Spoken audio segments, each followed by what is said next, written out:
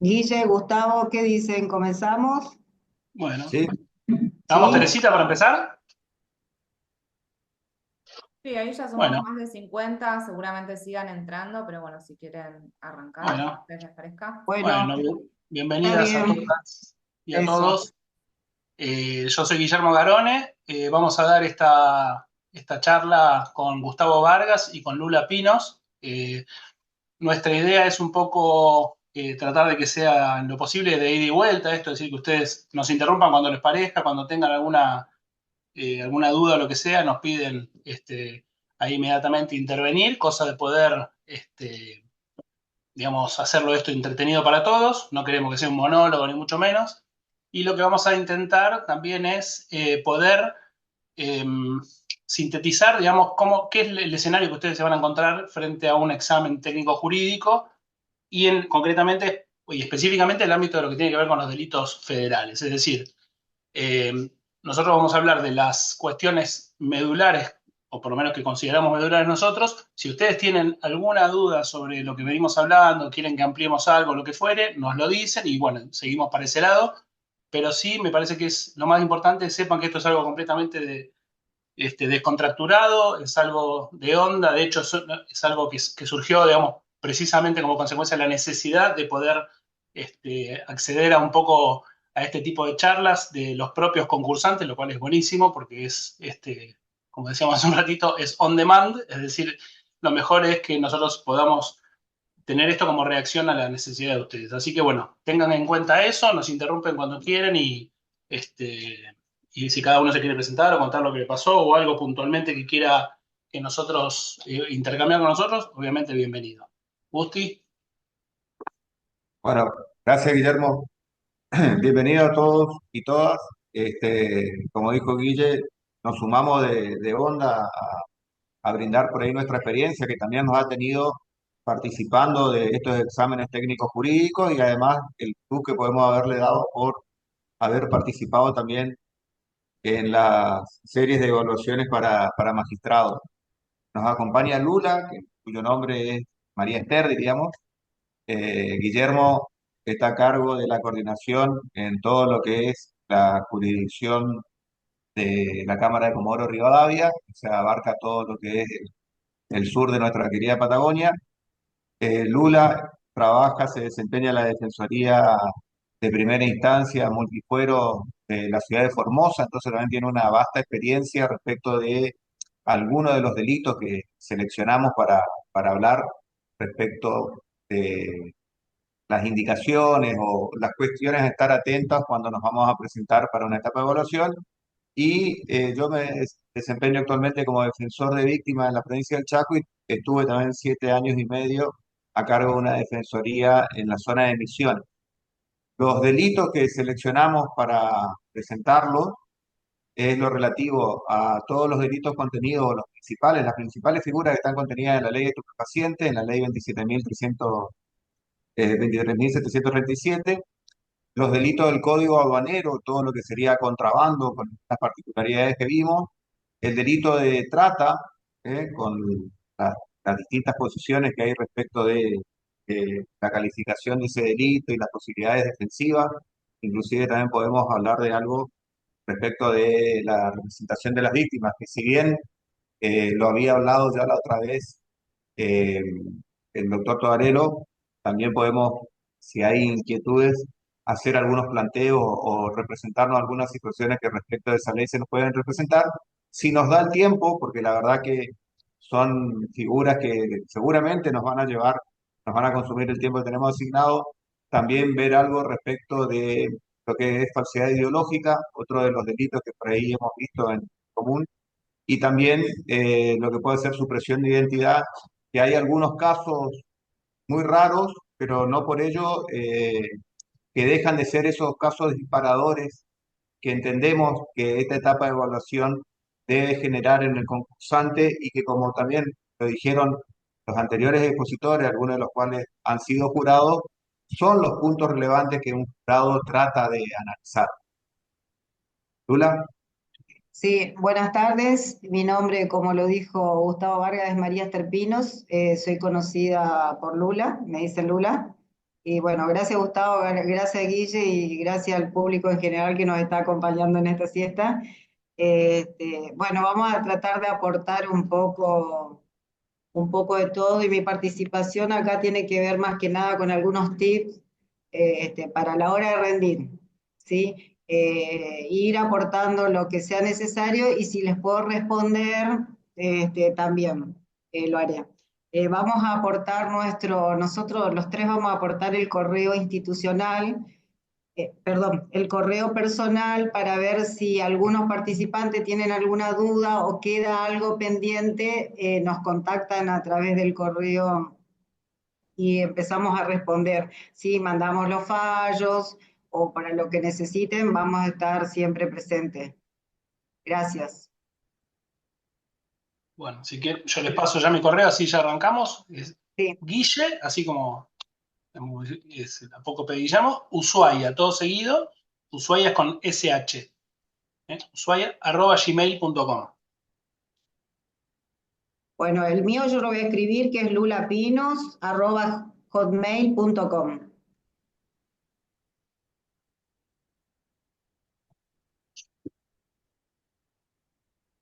Ahí está, estaba motivado. El mío ya lo escribí, entonces bueno, podemos empezar, Guille, si querés, con abordar el tema Dale. de la ley de estupefacientes. Bueno, antes de empezar con la ley de estupefacientes, quería hablar de dos o tres cositas que también hablamos con Gustavo antes de digamos, cuando veníamos programando este encuentro, y que tienen que ver con la dinámica del examen. Es decir, nosotros ¿qué nos vamos cuando nos encontremos, digamos, con el caso que nos van a dar para rendir en el examen, cómo tenemos que encarar esa situación? Digamos, esto me parece que es algo muy importante. El otro día vi la charla que dio Marina Soberano, estuvo muy buena, y ella habló de una checklist. Yo vuelvo no sé si algunos de ustedes estuvieron presentes en esa charla, pero básicamente le robo ese concepto a Marina, porque me parece muy interesante, que podamos ir pensando puntualmente qué es lo que nosotros no nos podemos olvidar cuando estamos frente a un examen técnico jurídico. Y una de esas cuestiones, creo que la primera que tenemos que pensar, es la libertad. Es decir, primera pregunta es, ¿la persona está en libertad o no está en libertad? Porque en base a eso va a ser, digamos, nuestro primer desembarco conceptual. Es decir, si ya no está en libertad, tenemos que empezar a pensar en una serie de alternativas. Obviamente la primera la excarcelación y después eventualmente algunas otras cuestiones que tienen que ver con una morigeración de la prisión preventiva, etcétera. Pero sí es importantísimo esto que empecemos con el pie derecho. Es decir, primero pensar, porque aunque no lo crean, los nervios del momento juegan una mala pasada a veces y uno empieza por ahí a desarrollar otras cuestiones y cuando llega al final se da cuenta que, o no se da cuenta y peor, y entrega el examen y resulta que el tema de la escarcelación no lo planteó. Entonces me parece que esto es importante, por más que parezca una obviedad, tenemos que tenerlo muy presente. Después otra cuestión es los agravios, es decir, tenemos que desarrollar los agravios en títulos, es decir, ¿qué es lo que me agravia de la resolución? Supongamos que nos dan un auto de procesamiento o una prisión preventiva para que nosotros cuestionemos, siempre pensar qué es lo que nos agravia de esa resolución para después, para bajarlo a títulos y después ir desarrollándolos cada uno obviamente con lo que tiene que ver con el análisis dogmático, en principio, si es una cuestión jurídica, el análisis, el apoyo de citas jurisprudenciales también es fundamental. También es importante, si tenemos cuestiones esbozadas en el caso sobre vulnerabilidad, que podamos también desarrollarlas. Si tenemos cuestiones de género, también es importantísimo dejar en claro eso, porque digamos, tener una adecuada perspectiva de género, yo creo que muchos de ustedes deben haber hecho el curso ya de Ley Micaela, nos ha, digamos, abierto la mirada.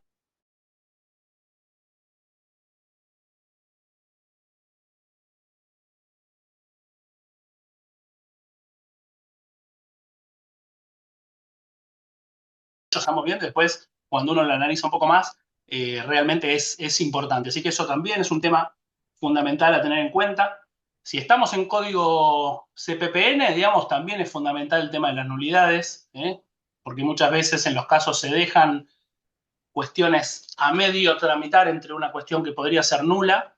Entonces eso también tenemos que estar muy atentos a eso, por lo menos al detectarlas en una primera instancia. Después vamos a desarrollarlo y ahí veremos qué es lo que podemos sugerir respecto de, por ejemplo, para un cuestionamiento desde el punto de vista de la defensa, cómo podría ser subsanable ese caso, no lo podría ser, etcétera, pero en principio sí detectarlo. Es decir, tenemos que tener como vuelvo a esta idea que se me ocurrió de pasar un peine fino y decir, bueno, nulidades, libertad primero, vulnerabilidades. Después, cuando ya estamos desarrollando un poco más el caso, lo que decía recién, jurisprudencia, Lula dijo algo muy importante hace un rato, que son las resoluciones y las recomendaciones de la Defensora General también. Nosotros tenemos, gracias a Dios, una página espectacular del MPD. Ustedes no se dan una idea, yo que vengo de otras organizaciones judiciales, fui varios años, trabajé en el Poder Judicial de la Provincia de Tierra del Fuego y también trabajé en el Poder Judicial Nacional. No hay una página como la nuestra, como la del MPD, en cuanto a cantidad, variedad y calidad de información. Es decir, tenemos impresionantemente al día ahí. Juli de Corleto es una genia que está todo el tiempo ahí viendo lo último que hay y lo agrega. Realmente es buenísimo. Entonces, todo lo que son resoluciones de la Defensora General lo van a encontrar en la página, y eso obviamente que es muy importante para que ustedes puedan tener una mirada institucional de cómo uno tendría que trabajar frente a ese tema, ¿no? Entonces, obviamente, si va a ser, uno está aspirando a un cargo dentro de esa institución, la mirada de la autoridad máxima de la institución también es importante para poder situarnos frente a eso. Entonces, aprovechen la página del MPD, exprímanla, búsquenla, jurisprudencia, doctrina, etcétera, y obviamente también tienen ya los mails nuestros. Si tienen alguna duda o quieren material específico sobre algo, nos lo piden. Nosotros, si no lo tenemos, lo buscamos, y si no, se lo daremos con gusto. Otra cosa que me parece importante en cuanto a lo que llamaríamos la lógica del examen es que escriban en lenguaje claro y sencillo. Es decir, nada de cosas rimbombantes. En el derecho hay, o había por lo menos durante muchos años, hubo una tendencia a complicar la redacción, el disente, la comparecencia. No, ustedes tienen que ser lo más claro y sencillo posible, porque eso, sepan que va a haber alguien que los va a estar leyendo, y la sencillez que ustedes transmitan con esa redacción va a ser también un punto a favor para el que tiene que corregir. Si empieza una redacción remanida o complicada, o vuelven 5 o 6 veces sobre lo mismo, eso también cansa, y obviamente cansa al que va a corregir, y lógicamente se va a traducir en un puntaje tal vez no del todo como lo hubiéramos esperado. Así que lenguaje claro, sencillo, digamos, intenten tener siempre presente, digamos, obviamente la mirada de la perspectiva de la defensa. Siempre siempre van a estar pensando que alguien que lo está leyendo, ustedes lo tienen que convencer de algo. Entonces, si ustedes ya notaron lo que hay, pueden encontrar cuál es el desembarco conceptual de eso, y pueden apuntar hacia ese lado para poder convencer a la persona que está leyendo eso, y sobre todo si la pueden sorprender también con algo bueno, ¿no? A veces es muy importante para el que está corrigiendo, que de repente sorprende, oh, mira esto, qué interesante, no lo había visto así, o por ejemplo tal cosa que nosotros le esbozamos, esta persona la desarrolló con profundidad y con doctrina, trajo una doctrina novedosa, etcétera. Eso me parece que ustedes tienen que marcar la diferencia en estos casos. O sea, piense que van a estar concursando con, qué sé yo, 100, 200, 500, 1000 personas alrededor de ustedes. Entonces tienen que sobresalir en eso, de ese conjunto tan grande de personas, y eso se hace obviamente con calidad y con una buena exposición. Esto sería lo primero que yo pienso como importante. Tienen que hacer un bosquejo, también esto es importante, un bosquejo defensivo. Este bosquejo es como una especie de, bueno, un bosquejo en la palabra es bastante obvio, ¿no? Digamos, pero es decir, un resumen de los argumentos. Una columna vertebral, diríamos. Claro, Sí, un resumen de los argumentos que ustedes quieren y entienden que son necesarios para defender en ese caso, y después, en todo caso, el que sea más importante lo pueden llegar digamos, ampliar. Sí, Lula. sí. Tengo entendido que, bueno, en la época que yo rendía nos daban un caso y nosotros desarrollábamos escritos.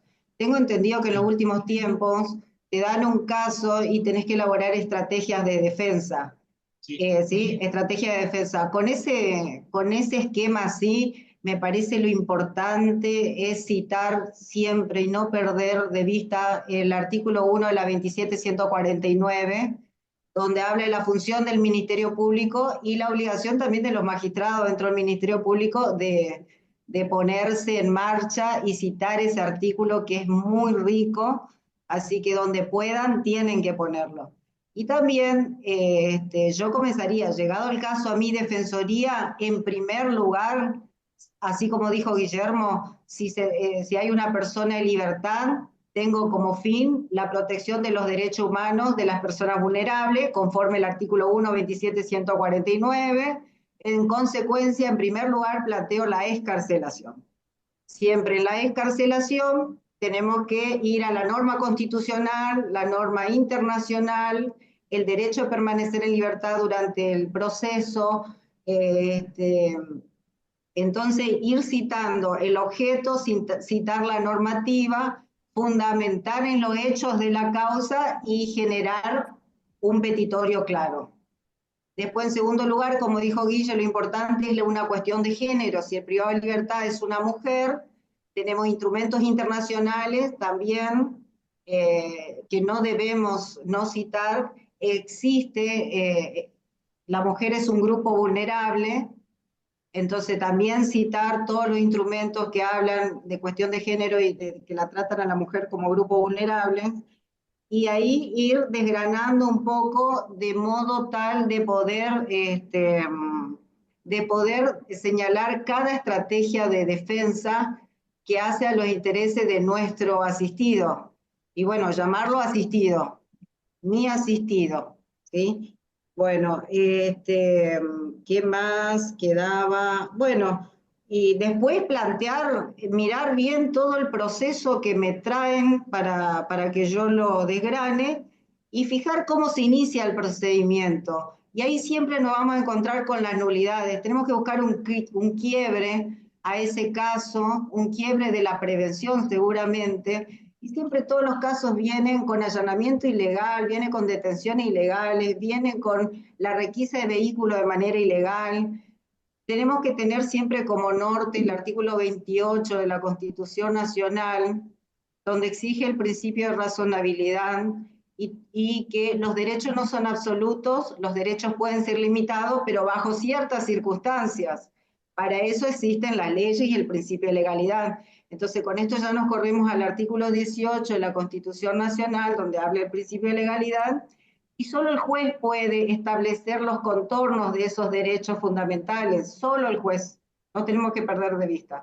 Excepcionalmente se habilitan a las fuerzas prevencionales a actuar, pero bajo ciertas circunstancias. Eso también tenemos que tener presente. Entonces, en base a eso, tenemos que ir buscando quiebres, y esos quiebres los vamos a plantear a través de las nulidades procedimentales, con la consecuencia que va a derivar, vamos a hacer caer todo el procedimiento, la libertad del asistido, en consecuencia, el sobreseimiento. Entonces, esta sería la mecánica como para ir delineando y hacer el bosquejo que habló Guille. Bueno, y que tiene que ver con el título Garantías Constitucionales en el Proceso Penal, plantear nulidades, la libertad, plantear la nulidad, ver si hay género en el medio, ver si hay discapacidades, o sea, vulnerabilidades, morigerar, si no procede la libertad, tratar de morigerar. La morigeración también, si es una mujer con obligaciones parentales, tener cuidado de pedir autorización para que salga a trabajar, para que pueda cumplir con esas obligaciones. Eso sería morigerar la prisión preventiva. También debemos usar mucho el Código Procesal Penal Federal, ¿sí? Y bueno. Déjame agregar una cosita, Lula. Sí, sí, sí. Se me abrió una ventana que no está vista acá. Agregar por ahí un ejemplo de la práctica de esto que está diciendo Lula, que es importante el tema de la tutela de las garantías y sobre todo de las nulidades, que a veces en la práctica diaria nos acostumbramos a encontrarnos con procedimientos que tal vez los jueces no tienen en cuenta con un tino demasiado especial el tema de las nulidades, y por ende ordena medidas de prueba que a la larga después tal vez terminan en un juicio declarándose nulas. ¿A qué me refiero? Por ejemplo, tenemos algo muy común que es esta cuestión de la actuación inicial de la policía frente a un hecho, en principio puede ser en flagrancia, y la policía empieza y directamente ingresa al teléfono del imputado. Esto lo habrán visto ustedes millones de veces y también saben que esta problemática que estoy señalando no es novedosa, digamos, es decir, el tema de la evidencia digital es un tema ya con su propio peso hoy en la actualidad, porque nuestros teléfonos tienen prácticamente nuestra vida, es decir, tienen información financiera, información económica, información social, de amistad, de pareja, tienen cuestiones que están vinculadas con nuestra intimidad, etcétera. Y muchas veces la policía toma incluso la iniciativa de pedirle las claves o las huellas de los celulares a los imputados. Esto ha pasado, no sé si ustedes lo han visto, digamos, lamentablemente es práctica frecuente y no todo el mundo se anima en esa situación a decirle que no y obviamente a la policía, ¿no? Y obviamente estamos hablando de que es una situación muy compleja porque están prácticamente coaccionando a una persona a que brinde el acceso a su intimidad, que probablemente pueda tener ese teléfono algo que tenga que ver con el hecho, pero va a tener un montón de otras cosas por las cuales el Estado no tiene derecho a ingresar ahí. Entonces, claramente en esta situación debiera requerirse una orden judicial, porque estamos hablando de digamos, una protección similar al que tiene el correo, es decir, la correspondencia epistolar tiene en la Constitución, el artículo 18, una protección constitucional que dispone que solamente el juez, en un determinado caso y por orden fundada, va a poder determinar el ingreso a esa correspondencia epistolar. Hoy, obviamente, el teléfono es algo muy moderno, digamos, y no estaba al momento de la Constitución, pero claramente esa protección constitucional en su momento del correo, que también tenemos correos incluso dentro del propio teléfono, debiera también ser extensiva. Entonces nosotros tenemos en nuestra función como defensores insistir en esta protección y en poder recortar al máximo esta discrecionalidad de los juzgados y ni hablar de la policía frente a un ingreso o a la coacción para el ingreso al teléfono del imputado, sobre todo cuando ese teléfono al que se está ingresando simplemente porque la persona se la detuvo, por ejemplo, vendiendo, no sé, sustancia estupefaciente en la calle, pero en realidad no es un teléfono que forme parte de una investigación, por ejemplo. Porque si estamos hablando de una investigación en curso, que ya se sabe que hay un teléfono y hay unos llamados de la persona que bueno, ya es un poco más difícil de sostenerlo. Pero en este caso, el policía se encuentra con el teléfono de manera sorpresiva y mucho más grave es aún cuando a partir de la información que se obtiene del teléfono después se ingresa o sea, se inicia una investigación posterior para investigar a las personas que tienen comunicación con ese teléfono. Y esto es algo que vemos todos los días en los que trabajamos en la justicia federal, lamentablemente hay causas importantísimas que terminan iniciándose por un hallazgo así casual y un ingreso, a mi gusto, irregular o ilegal en el teléfono de una persona. ¿Tienen alguna duda hasta acá, chicos? ¿Quieren compartir algo con nosotros respecto del inicio de lo que hablábamos, de la forma de presentar el caso cuando van a Hay rendir una, un examen o eh, algo? me gustaría, Guille, agregar una cosita también, que creo que ya lo Sí. dijeron los otros expositores. Esta es una instancia de evaluación para ver con qué herramientas ustedes se pueden desenvolver en el escalafón de técnico jurídico que implica muchas veces llevar adelante el ejercicio con responsabilidades personales de ser defensores coayudantes. No es una evaluación del trabajo diario que ustedes hacen.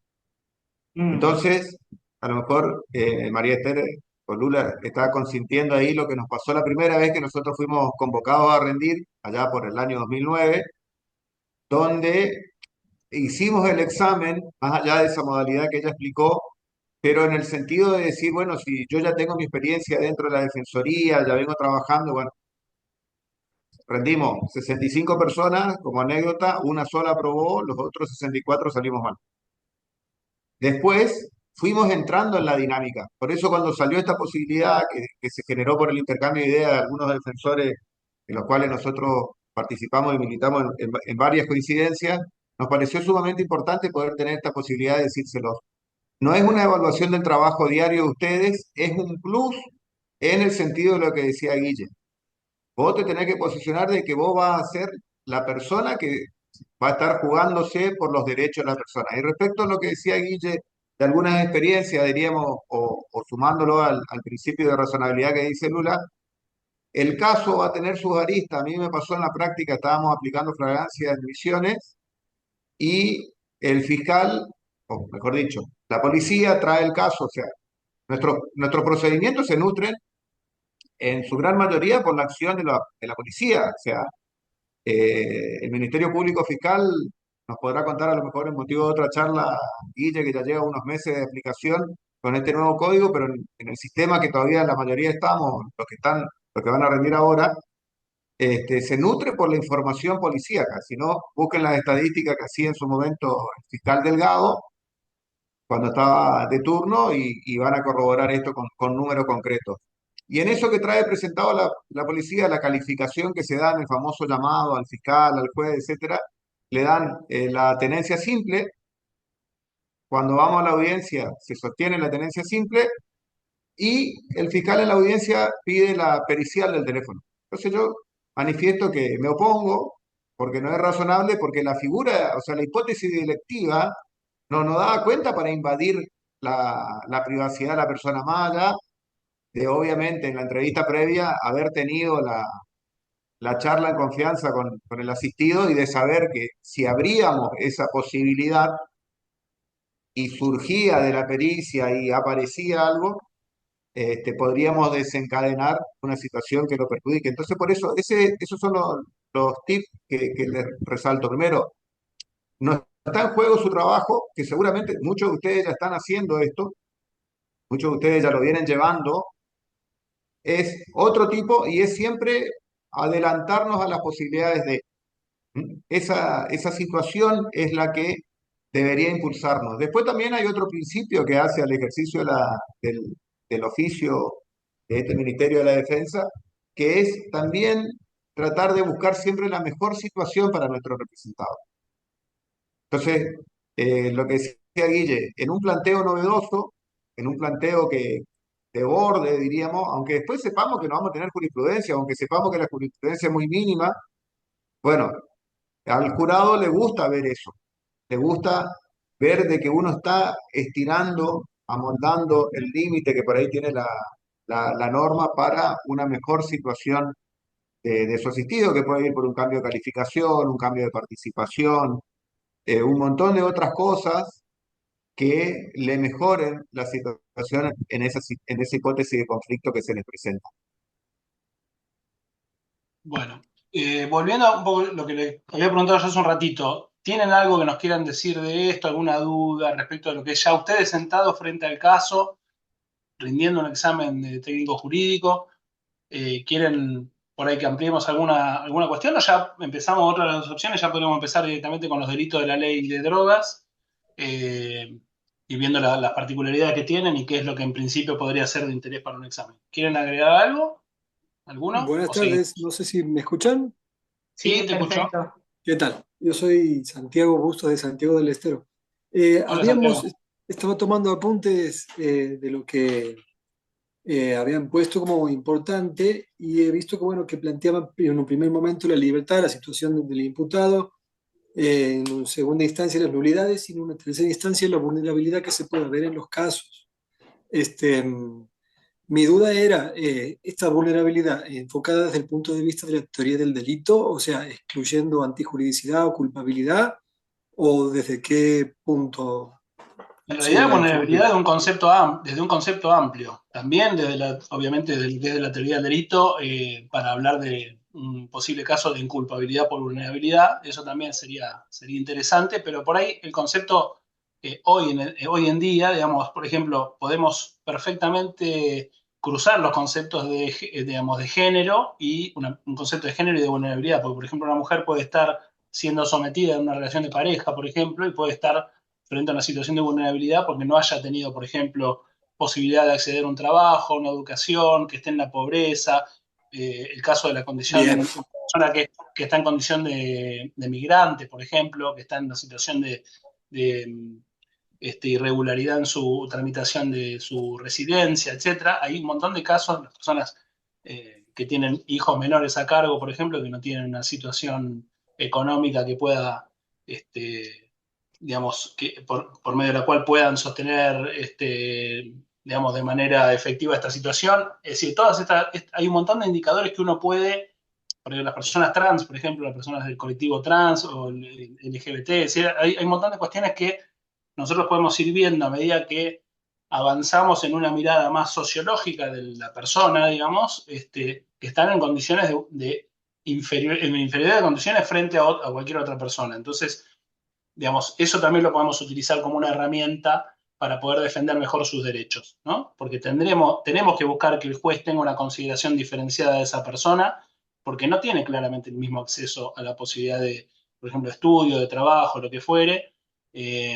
Por ejemplo, te doy un ejemplo concreto. Una persona que está haciendo de transporte de estupefacientes viniendo de la frontera de Bolivia a la de Argentina. Por ejemplo, es una persona que, supongamos, una mujer, que es el famoso correo humano, antes mal llamado mula, ¿no? Digamos que es una forma horrible de llamar pobre ser humano, ¿no? Pero digamos, una persona que se usa como transporte humano de estupefacientes.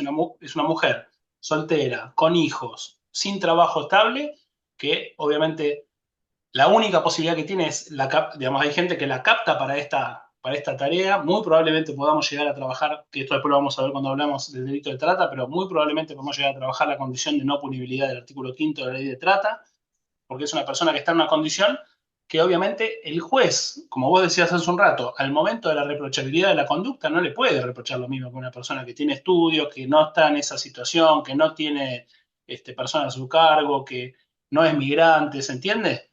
Entonces, me parece que hay indicadores, estos van a ir variando, pero, digamos, en cada caso van a ir variando, digamos, ¿no? Pero lo que va a estar bueno es que uno puede afinar el ojo, puede afinar la vista y decir, bueno, a ver, en este caso yo estoy viendo esto, este indicador de vulnerabilidad es muy importante y yo lo voy a hacer valer a favor de la persona, ¿eh? Como una perspectiva integradora de equiparación de derechos, si se quiere, de alguna manera. Entonces, esto me parece que está buenísimo lo que vos decís, sumado, digamos que es una cuestión técnica y dogmática, sumado también a una mirada mucho más comprensiva de lo que puede ser a favor de la persona el aprovechamiento de este concepto de vulnerabilidad en su beneficio, ¿no? En beneficio de la persona como defensores. ¿Mm? Después también hay una Muchas cuestión gracias. No, por que, favor. que todavía no se abordó, que me parece que también es interesante y lo hablábamos en la charla previa con Lula, que es la cuestión de la defensa técnica eficaz, diríamos. Si hay supuestos donde hay varios imputados, bueno, ver que quede bien a salvo por ahí, en la experiencia también en zona de frontera que uno tenía y que cuando la Guille se me representaba, a nosotros se nos presentó una pareja que venía trasladando en un vehículo de su propiedad X cantidad de droga y obviamente a la primera pregunta, no, nosotros somos esposos, bueno, pero esas cuestiones que por ahí te da el estar sobre los expedientes, sobre la gente, el oficial que yo tenía, el primer oficial que tenía en la mesa de entrada, cuando me los va a hacer pasar, me dice, Doc, yo noté algo raro como que él la dominaba a ella. Entonces, me pareció apropiado dividir las defensas. La defensa de ella quedó en una coayudante que yo tenía y en función de las entrevistas, de ir ganando esa confianza, ella pudo plantear después una situación de violencia que se traducía en una cuestión de violencia económica, por ejemplo, ya que la mujer de la pareja era la única que tenía un trabajo estable.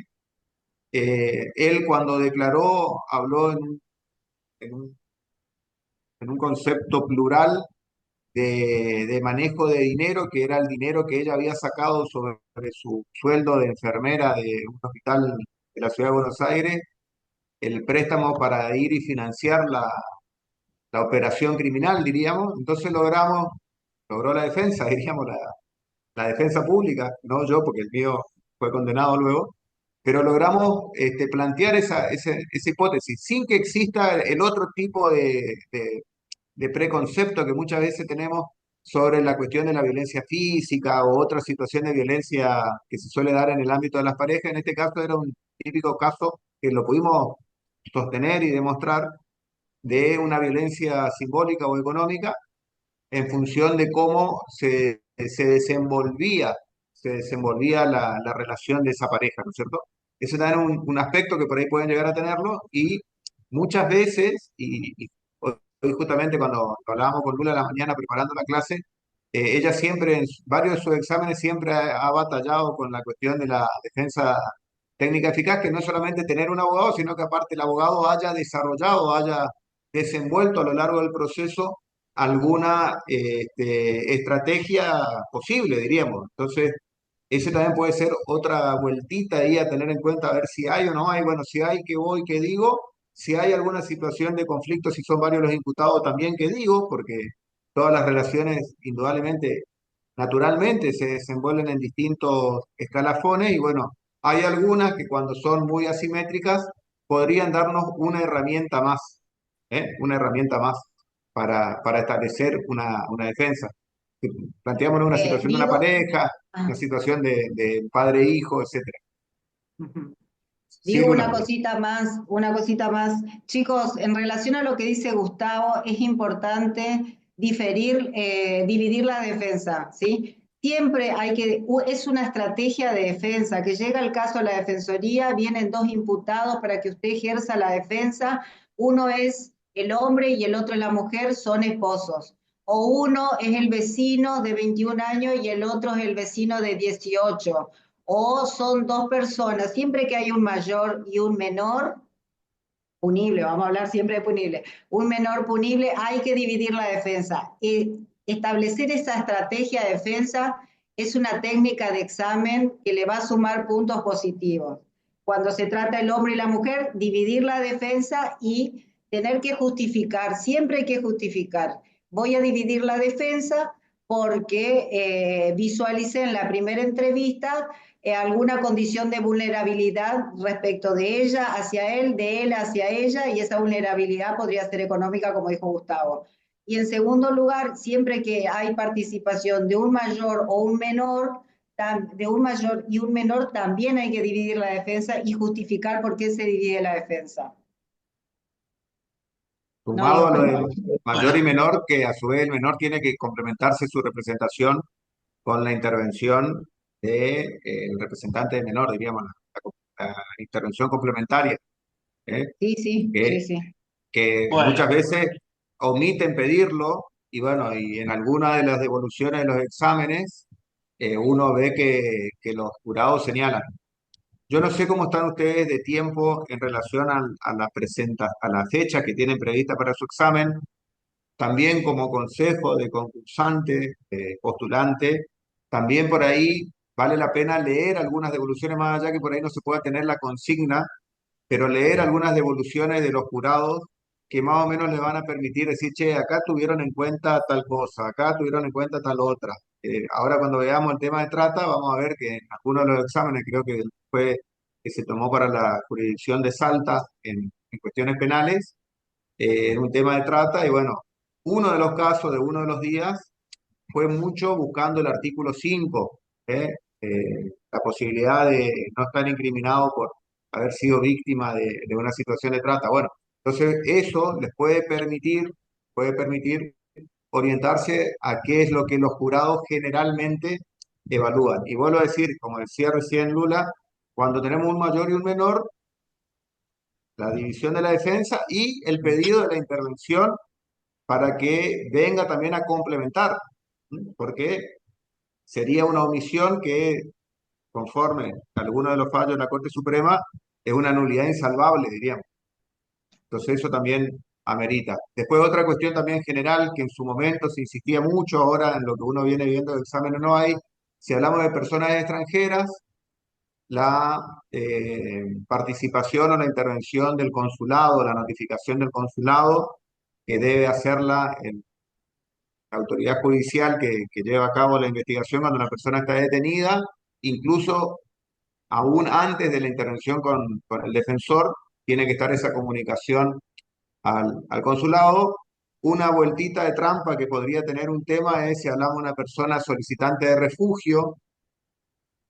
¿Qué hacemos? ¿Hace falta exigir eso? ¿Podemos exigir? Quedaría como un contrasentido porque justamente la persona solicitante de refugio está teniendo un conflicto con su país de origen. Por lo tanto, en ese caso, habría que justamente plantearle que no se lo comunique porque podría poner en riesgo la situación de ese solicitante de refugio en nuestro país. Esa es la única advertencia que les hago respecto a esa situación, pero usualmente en otras épocas estaba el famoso tema, no advirtió la falta de comunicación al consulado.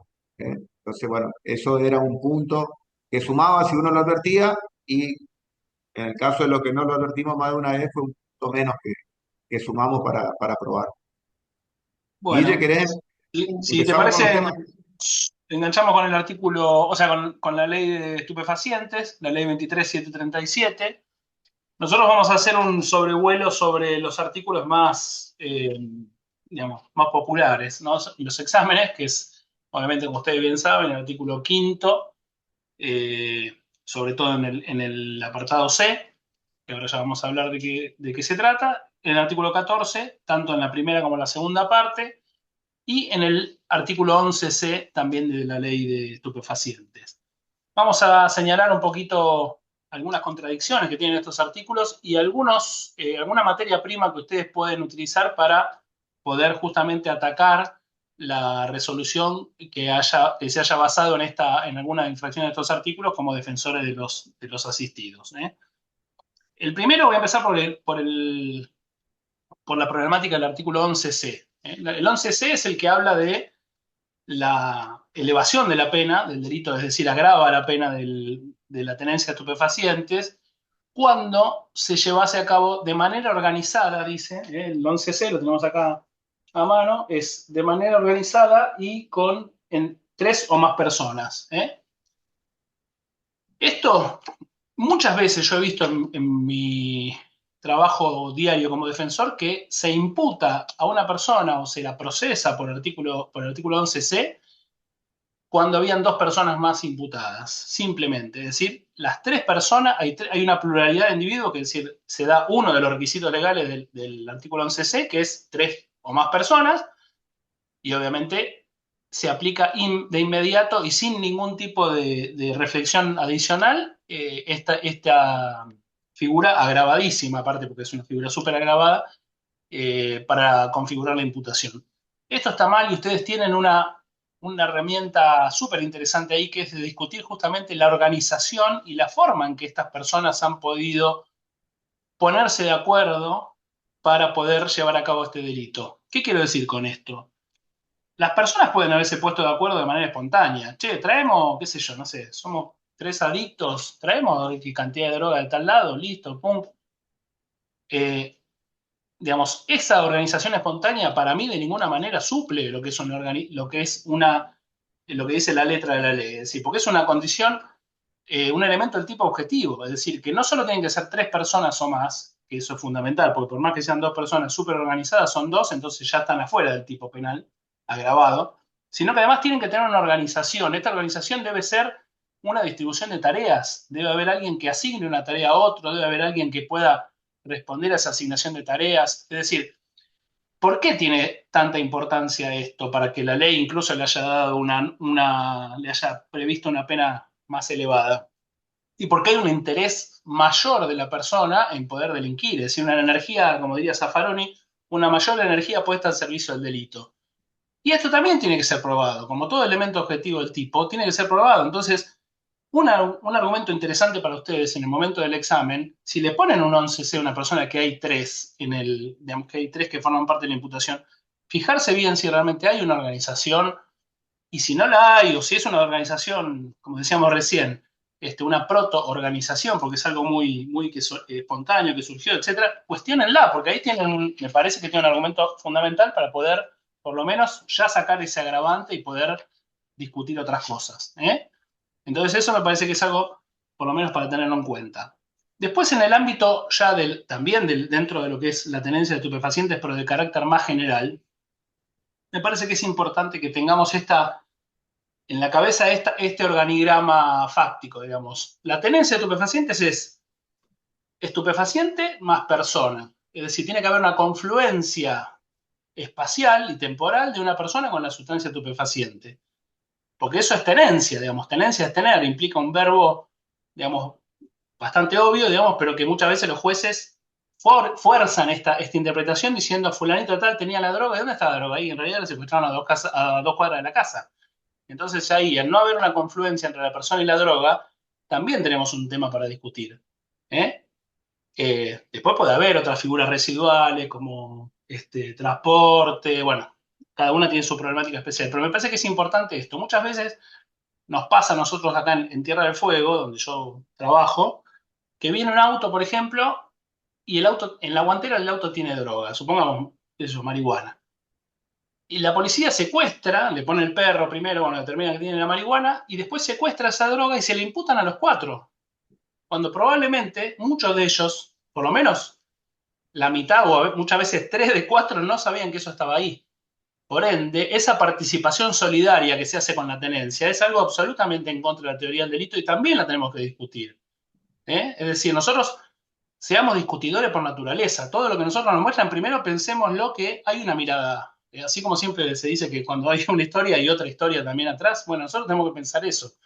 Es decir, la relación de la persona con la cosa, como si fueran derechos reales, me acuerdo cuando iba a la facultad, ¿se acuerdan de las relaciones prop-terrem de la persona y la cosa? Bueno, esto tiene que haber una relación de la persona y la droga. Es decir, tiene que confluir.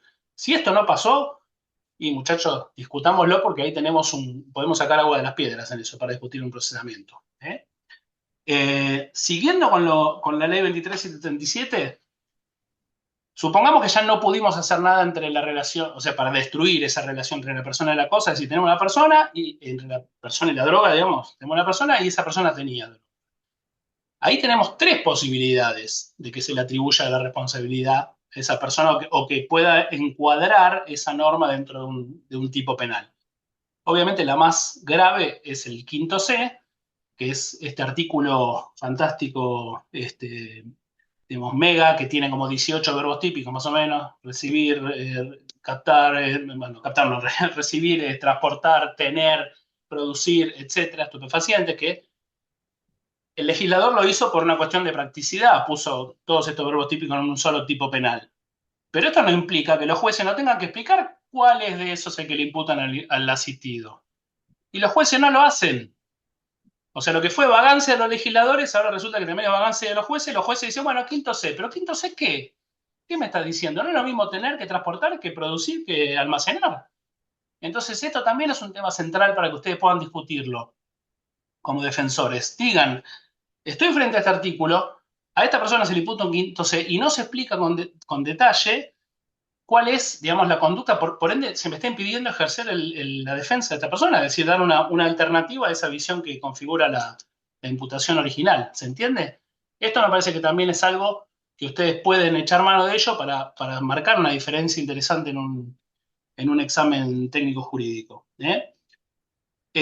Y lo que van a tener que hacer, como decía hace un ratito, si ya no tienen la posibilidad de discutir la relación de la persona y la cosa, es decir, ya está aprobado eso y no podemos discutir por ahí, bueno, vamos a ir a lo segundo, que es esto, es decir, bueno, a ver qué es lo que se le imputa dentro de esto. Ustedes, la prioridad fundamental, así como lo que los tiene que sacar el sueño, es sacar a una persona del encierro preventivo, es decir, lo primero pensar en la escarcelación, decía Lula al principio, y es tal cual. Lo segundo es sacar a la persona del 5C. Es decir, tenemos que ver en qué argumentos, digamos, se basa el juez o la fiscalía eventualmente cuando describe la conducta para decir que la persona está dentro del 5C. Y eso es lo que nosotros tenemos que atacar, esas bases. Es decir, decimos, bueno, por ejemplo, no, mire, está diciendo que la persona, por ejemplo, la tenía para comercialización porque por la cantidad era indudable que la tenía para comercializar. No, no era indudable, porque hay gente que tiene droga en zonas alejadas como donde vivo yo, hay gente que compra mayor cantidad de droga para abastecerse y tenerla mucho tiempo. Entonces, discutan, o sea, pruébeme que la persona tenía esto con ánimo de poderla hacer circular y comerciarla, ¿me entienden?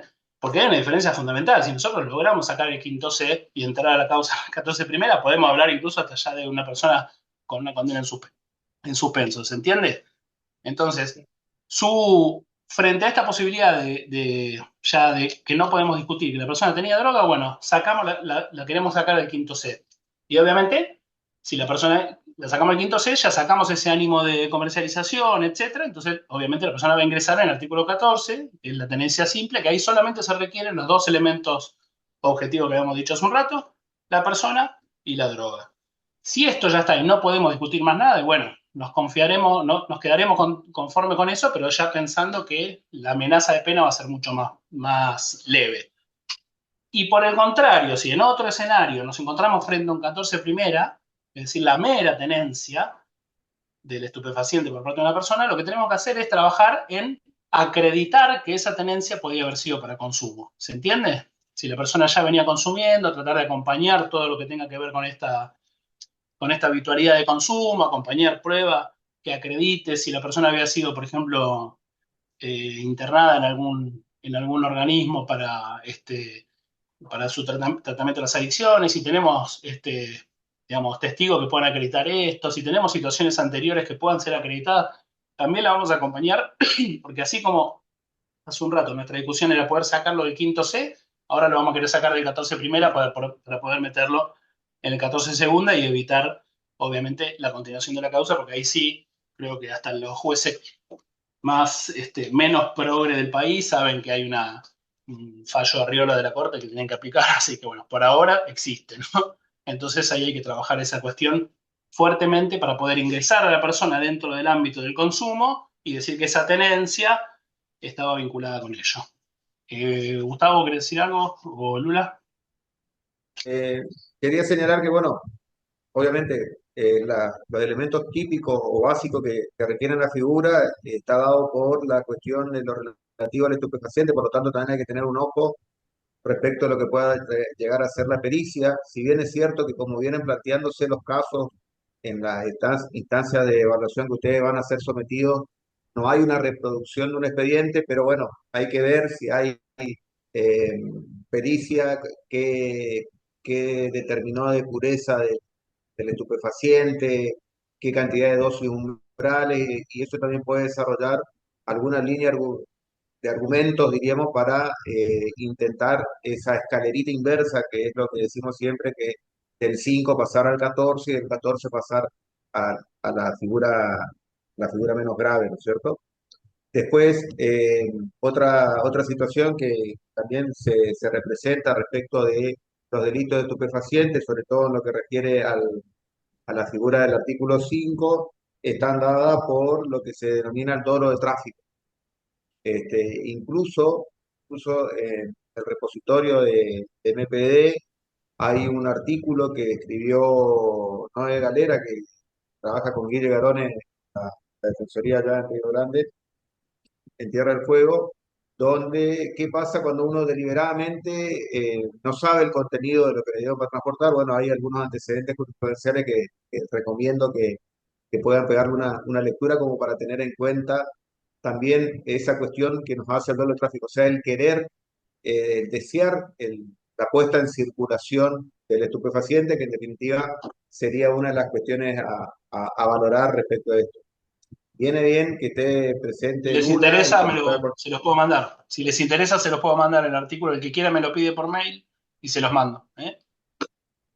Está buena también la presencia de Lula, que ya nos va a poder contar un poco el criterio que tenía uno de los jueces del Tribunal de Formosa respecto de la figura de transporte y la consideración de eh, que la conducta quede plasmada en un transporte tentado con reducción de pena, que durante varios años, diríamos, también yo aparte de estar en El Dorado, anduve por Formosa. Ahí fue que profundicé el conocimiento de la jurisdicción y de los operadores, como en este caso de Lula que nos acompaña. Y como comentario, nomás no lo van a poder aplicar en el examen, pero bueno, nosotros queríamos que la causa llegue al tribunal cuando estaba este juez porque sabíamos que él como presidente del tribunal tenía este criterio de transporte tentado y lográbamos, no obstante, la condena, pero sí la recuperación de la libertad de la persona porque aplicaba las escalas mínimas y se volvía a su casa, diríamos. O sea, ni siquiera en la práctica, en esos casos nos convenía alargar la instrucción con una hipotética excarcelación denegada y apelación, que nos podía demorar el famoso tramiterío que tiene que hacer el tribunal, y íbamos de esa manera sí o sí al tribunal para apurar el debate y en el debate que la persona recupere su libertad. No sé, Lula, sí. Gustavo, no, sí, Gustavo, no tengo los fallos, eso que decís, no lo tengo presente, pero sí los puedo buscar y mandar por mail. Otra cosa, no todo está perdido, porque acá tengo un fallo, si quieres se lo leo, que es el voto unipersonal de la jueza Ledesma, del 28 de diciembre del 2021, donde habla ¿qué pasó? ¿Me escuchan? Sí. Que habla del transporte de estupefacientes y de la tentativa y reduce la pena a 2 años de prisión. ¿Sí? Esos autos caratulados se refieren a la Sala 4, Cámara Federal de Casación Penal, Sala 4, Flores Durán, causa 1972-2021, registro 65-2021 del 28 del 12 del 21, Cámara Federal de Casación Penal. Si te parece, Lula, después que te lo pidan por mail, lo que lo quieren ver el fallo, así vamos, Sí. ¿no? ¿Te parece? Sí. Perfecto. Bueno, Perdón, ¿poder hacer una consulta? sí, claro. ¿Qué tal? Buenas tardes. Eh, Simplemente es una cuestión de cara al examen. A veces los casos de técnico jurídico tienden a ser un tanto escuetos, a veces en algunos detalles, como por ejemplo esto, si la persona tenía alguna vulnerabilidad o adicción previa respecto al estupefaciente.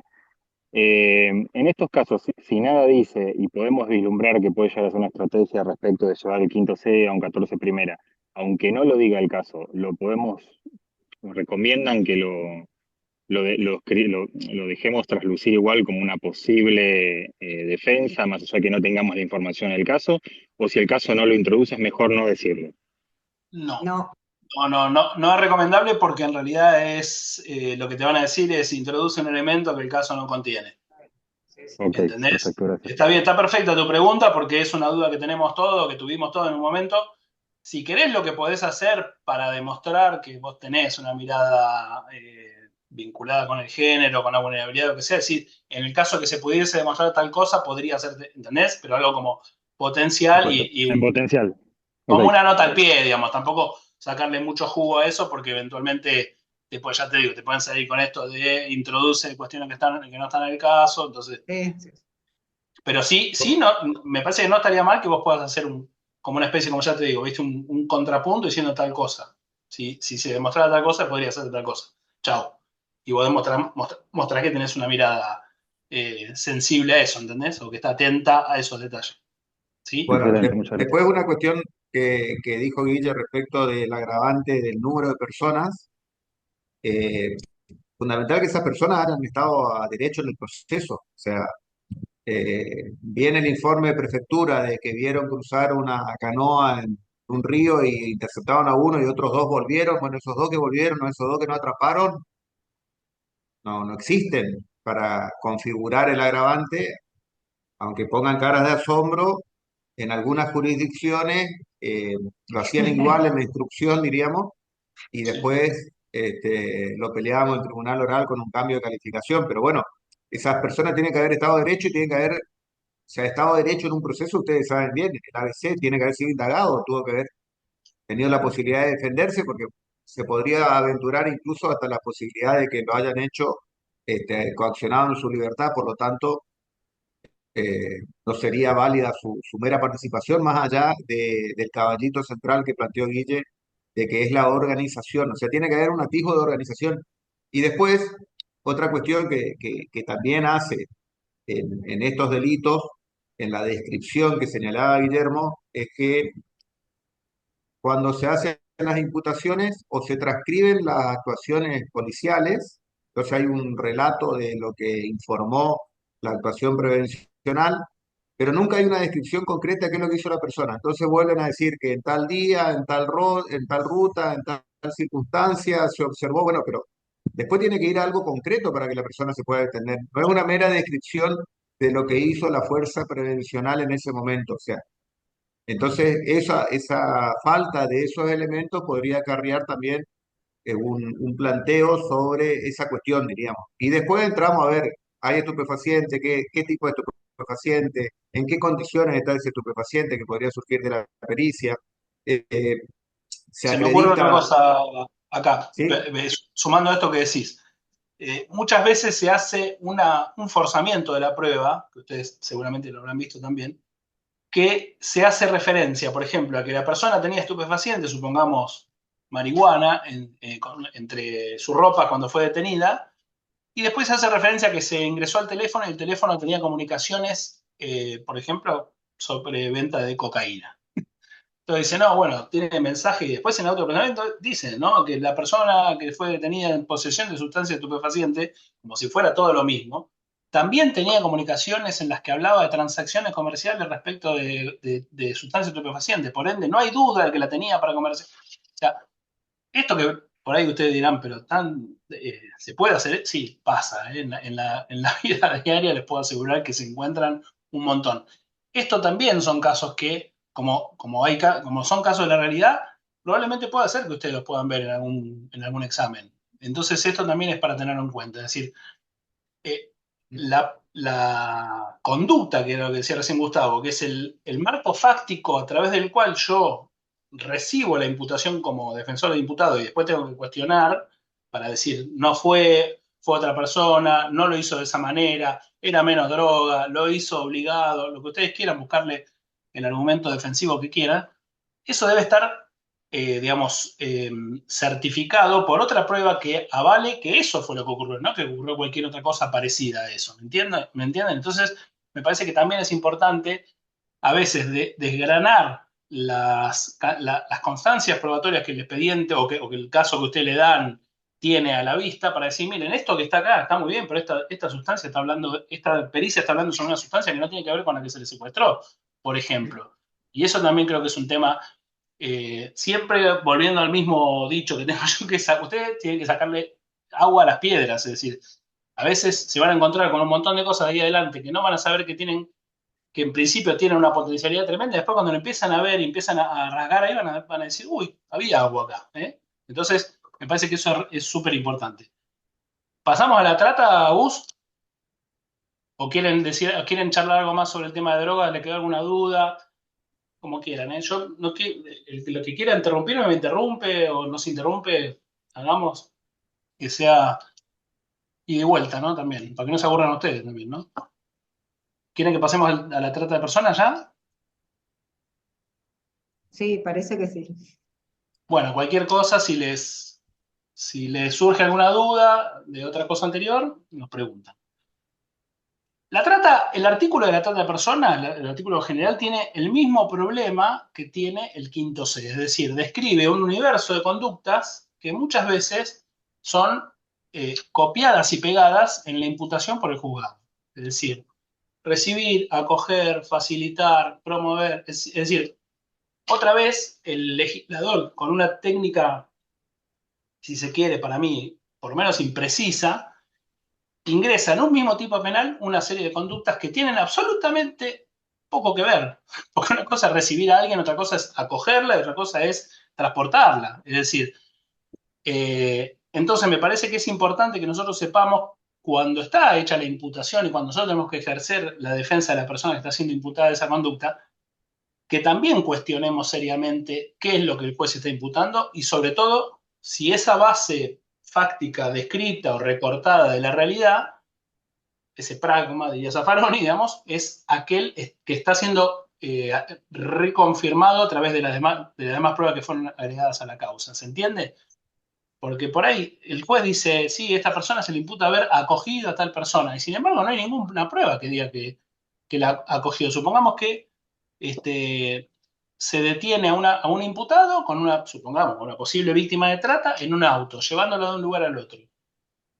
Y le imputan el acogimiento de esa víctima. Bueno, ahí también tenemos para discutir. Porque en realidad el transporte es una cosa y el acogimiento es otra. Es decir, incluso desde lo que hablamos hace un rato de la energía puesta al servicio del delito es absolutamente diferente. Que yo reciba a mi casa a alguien que le dé comida acá, lo que fuere, para que esa persona sea explotada sexualmente, supongamos laboralmente, que yo agarre a una persona y la lleve de un lugar a otro. ¿Se entiende? Entonces, me parece que acá tenemos siempre que pensar en pos de una alternativa frente a lo que constituye la imputación y mirar siempre fuertemente, o estar siempre fuertemente atentos a la posibilidad de una imputación autocontradictoria, que esto va a estar presente siempre, porque como decía Gustavo hace un rato, el juzgado le encanta copiar y pegar.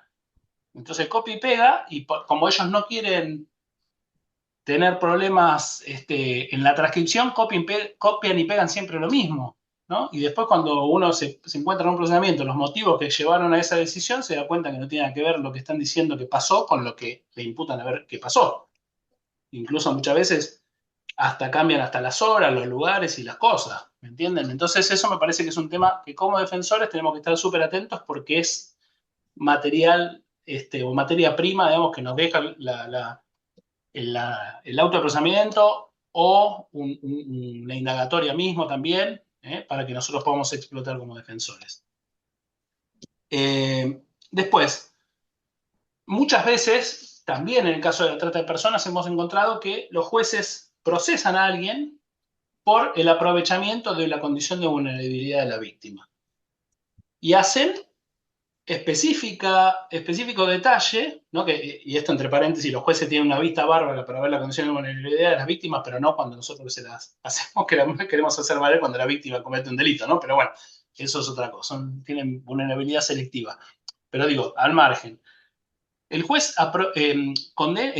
procesa a alguien por el aprovechamiento de la condición de vulnerabilidad de una víctima y describe esa supuesta condición de vulnerabilidad que puede ser cierta o no, puede estar, digamos, sobredimensionada o no, pero lo cierto es que no describe cómo fue ese aprovechamiento. Y eso creo que también es fundamental que nosotros tenemos que trabajar para poder desandar ese camino. Es decir, si el procedimiento describe las condiciones de vulnerabilidad, pero no describe cuáles son las formas en las que el imputado o la forma en que el imputado se aprovechó de ello, eso también es la conducta, la deviene por lo menos, no sé si atípica, pero por lo menos no, digamos, no adecuada a ese tipo penal que se esté usando como fundamento de la imputación. ¿Se entiende? Entonces me parece que eso también es un tema que nosotros tenemos que discutir. Es fundamental siempre tener presente el tipo penal, incluso en el propio examen que ustedes vayan a rendir, volver a leer el tipo penal de vuelta, porque sobre la base de la lectura de ese tipo penal es que ustedes tienen que hacer esta traslación al caso. Es decir, a ver, ¿qué se ve de todo, de lo que nosotros que sabemos que constituye la trata de personas, lo pasamos ahora con los elementos que yo tengo del caso? ¿Qué hay de esto? Cierto. ¿Qué hay de cierto de todo esto que dice la ley en este caso? Y ahí van a ver que hay un montón de cosas que no pasaron en esa transpolación. Y ahí es donde hay que laburar, básicamente. Ya lo vamos a ver. Esto mismo pasa con el caso del contrabando. Ya lo vamos a ver en un ratito. Pero es importantísimo esta operación como de cotejo que tienen que hacer ustedes. ¿Qué es lo que la ley dice y la imputación qué tiene de todo eso? Y muchas veces tiene poco de eso. Tiene mucha cuestión de grandilocuencia, de cita, de normativa, y ni hablar si la causa es compleja, es una causa muy larga, por ejemplo, que tiene 40 cuerpos y no, porque foja está, y esas son las causas que menos los jueces se esmeran en argumentar. Porque total, la complejidad de la causa, a mí me han dejado gente detenida por la complejidad de la causa. Tiene que ver el pobre imputado con que la causa sea compleja, no lo sé. Pero bueno. Y tuvimos la Sí, causa esa que empezó en Misiones y terminó allá en Tupago, que sí, sí. 6 meses demoró el juzgado de instrucción para elevar la causa a juicio y dispusieron, cuando llegó a Tierra del Fuego, la prórroga de las medidas de detención de las personas, aduciendo el tiempo que llevaba la causa, o sea, Sí, autogenerado, diría. O sea, sí, sí, sí, ahí, sí, sí, claro. esa Esto es causa fue increíble. realmente nevosa.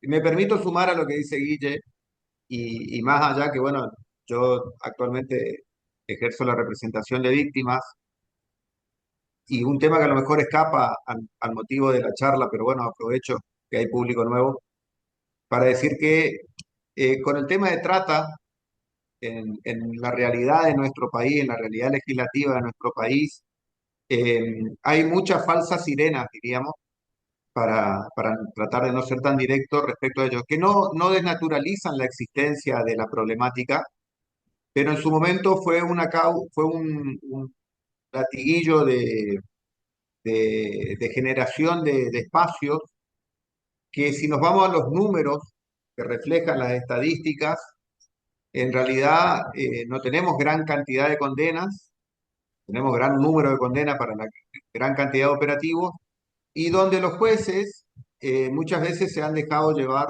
por la espuma de la ola que te acerca a la costa, por decirlo de una manera metafórica. Entonces eso dificulta mucho la tarea de la defensa.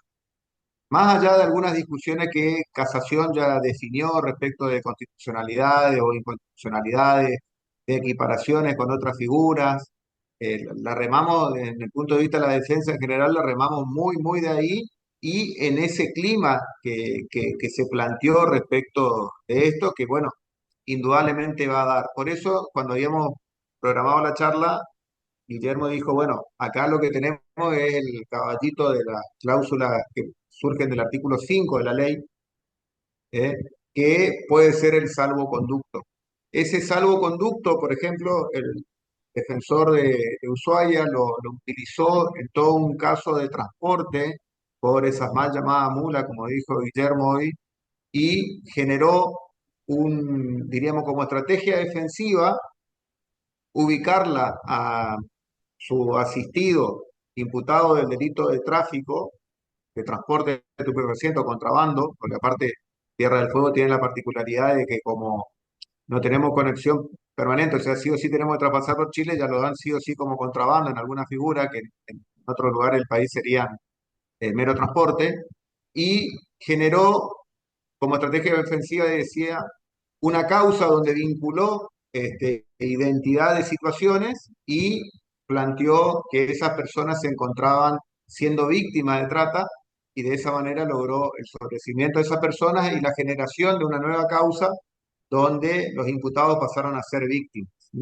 Está ese precedente, también hay otro precedente que se los puedo buscar, ese no lo tengo a mano, que hay un dictamen del fiscal de Luca en casación, que también se dio un planteo respecto de toda una serie de personas que trabajaban en situación de prostitución en la calle, en la zona de Constitución, en la ciudad de Buenos Aires, que también, diríamos, se sostuvo de que no podían ser acusadas de la realización de las conductas penadas por la ley de estupefacientes porque se encontraban en una situación de explotación por parte de los dealers, diríamos, de los que tienen una intervención mayoritaria en el delito de narcotráfico, y de esa manera también propuso que esas personas no reciban una acusación.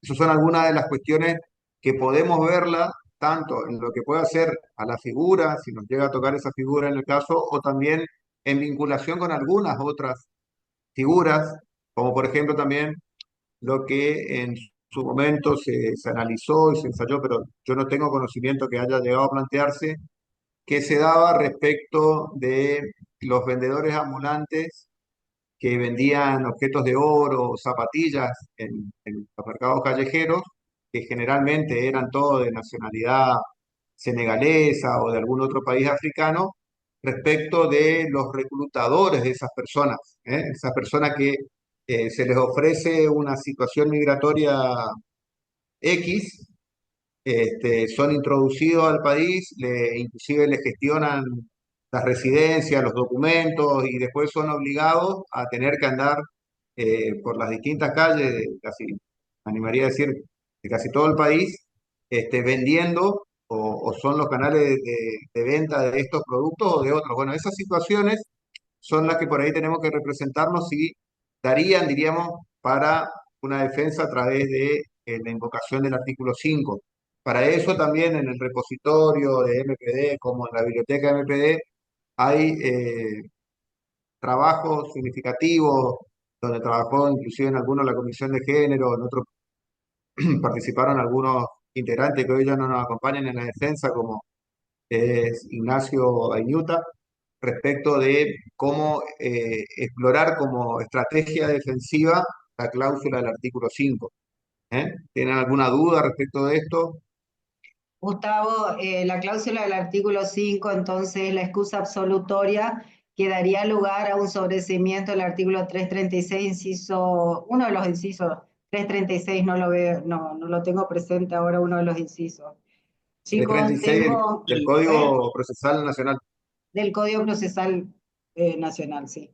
Tengo Bueno, además jurisprudencia acá, por ejemplo, está la causa de la Cámara Federal de Casación Penal, Sala 1, que es Martínez Hassan. Ese creo que hiciste referencia, Gustavo.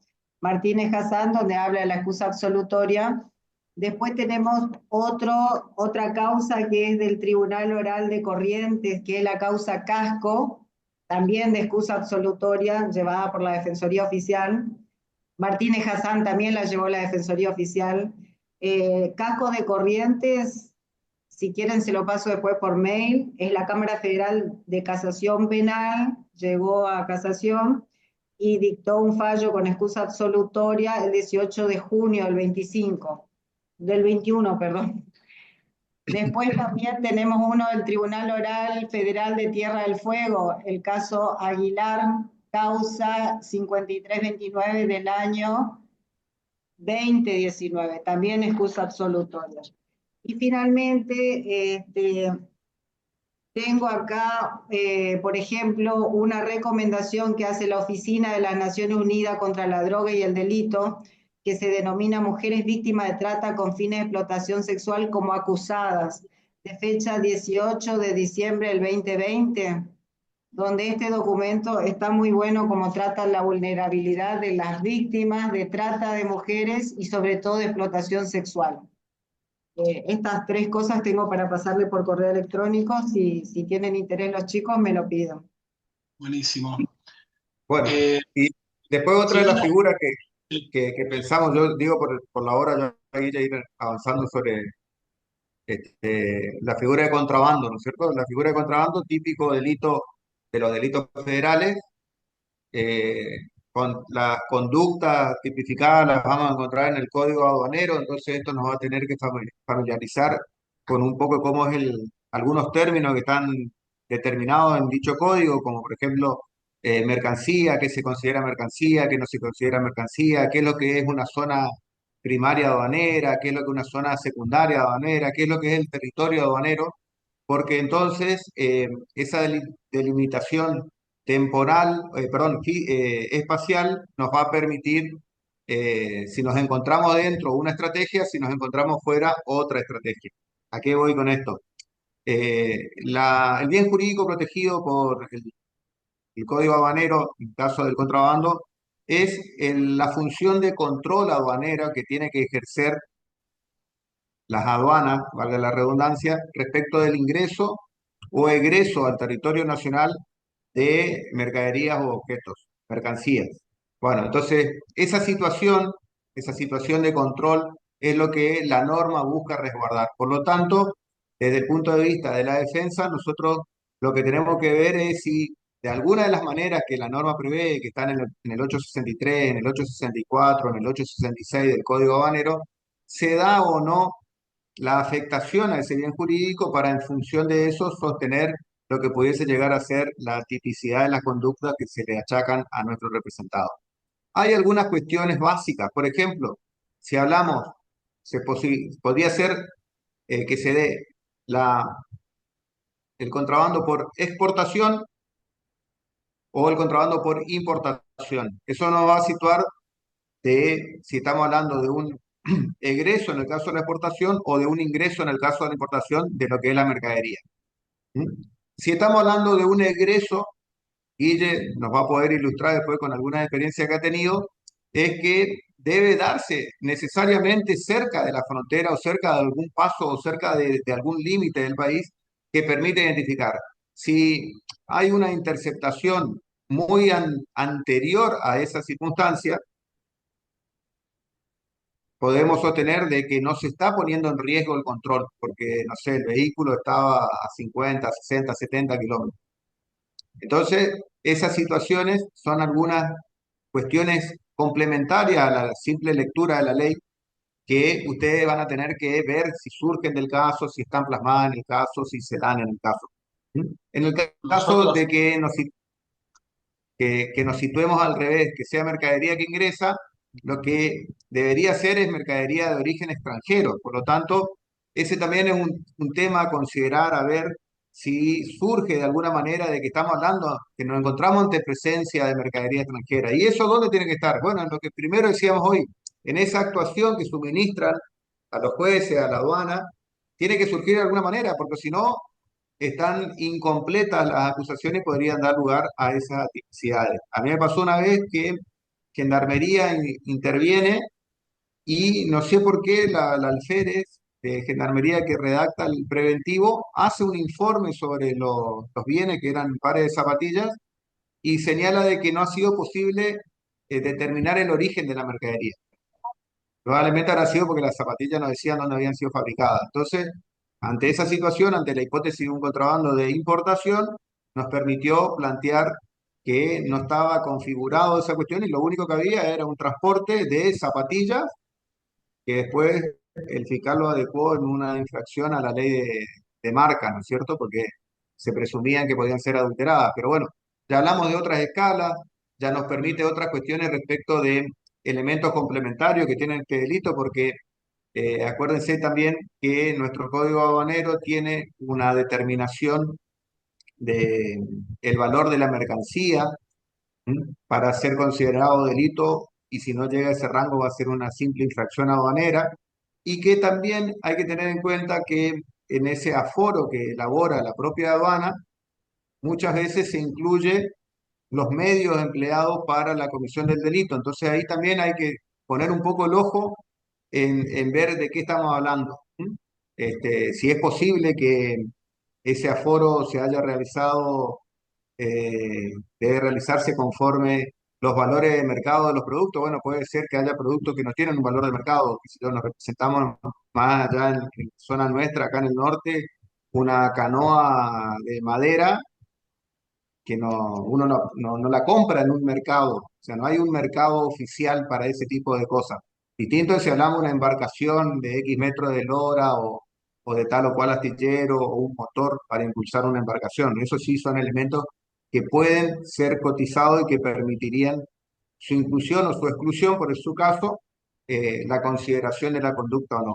Si bien esos valores tienen un quantum diferenciado respecto de mercancía en general y lo que es el tabaco y sus derivados, también es cierto, y también pongo a disposición, y ahora voy a subir en el chat, y si no, me lo piden por correo, relativamente a principios de este año, no sé si a fines de enero o principios de febrero, una serie de fiscales del Ministerio Público Fiscal de la región norte insistieron ante el procurador interino, quien a su vez elevó un pedido de que se actualicen los montos que encuadran a las conductas como delictuales, diferenciándolas de las meras infracciones aduaneras, porque se mantiene el mismo quantum nominativo del año 2017 cuando fue la última modificación al Código Aduanero.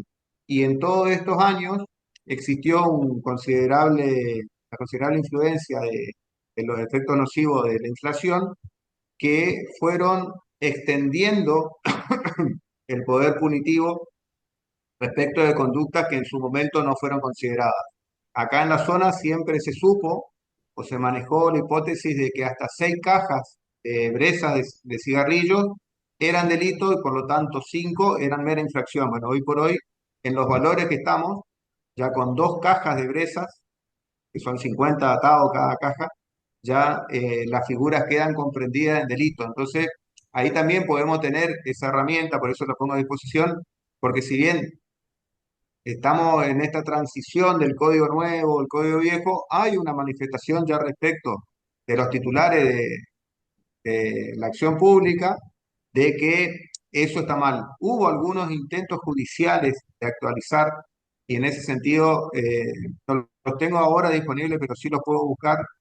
El juez a cargo del Juzgado Federal de la Ciudad de Oberá, Alejandro Gallagher, había sacado una serie de resoluciones, inclusive él había escrito algunos artículos y él hasta efectuaba una suerte de actualizaciones. Obviamente eso llevó vía apelación a la Cámara Federal de Posadas y lamentablemente ese criterio no fue admitido. Y otro tema también interesante para que ustedes analicen en la estrategia global que se debe tener y que es lo que nosotros auspiciamos que ustedes puedan brindarle a sus tribunales evaluadores, es lo relativo a esta conducta en la posibilidad de los medios alternativos de resolución. ¿Mm? Porque durante mucho tiempo se entendía que la probation no estaba permitida, bueno, si uno lee textualmente, puede quedar lugar a duda de que está excluida, pero bueno, hay que también manejarse respecto de la posibilidad de la incorporación. las personas acusadas de estos delitos hacer uso de esas alternativas a la culminación del proceso, porque más allá que, como dijo Guille y dijo Lula y todos los que nos precedieron en el uso de la palabra vienen sosteniendo, nuestro objetivo es mejorar la situación de los imputados y en esa mejora puede caber alguna alternativa de una probation o alguna figura similar.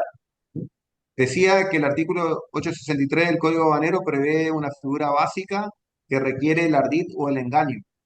Ya en el 864, en los distintos supuestos, hay figuras agravadas que se dan por razón de la cantidad de personas, por la calidad de las personas, por la función de las personas, algunas que se dan también por el tipo, la utilización de un determinado tipo para el ingreso de la mercadería o los lugares por los cuales ingresen. Y en el 866 tenemos una figura también agravada respecto al 863 que refiere al ingreso de estupefacientes y a su vez en el segundo párrafo una figura agravada sobre la primera agravante, que es la que nos sitúa un mínimo de 4 años y medio y un máximo de 15 años. Y otra cuestión que tiene también para desarrollar, donde también en su momento hay un precedente del Tribunal Oral de Formosa, es la consideración que el Código Aduanero tiene en la equiparación de penas tanto para conductas tentadas como para las conductas realizadas.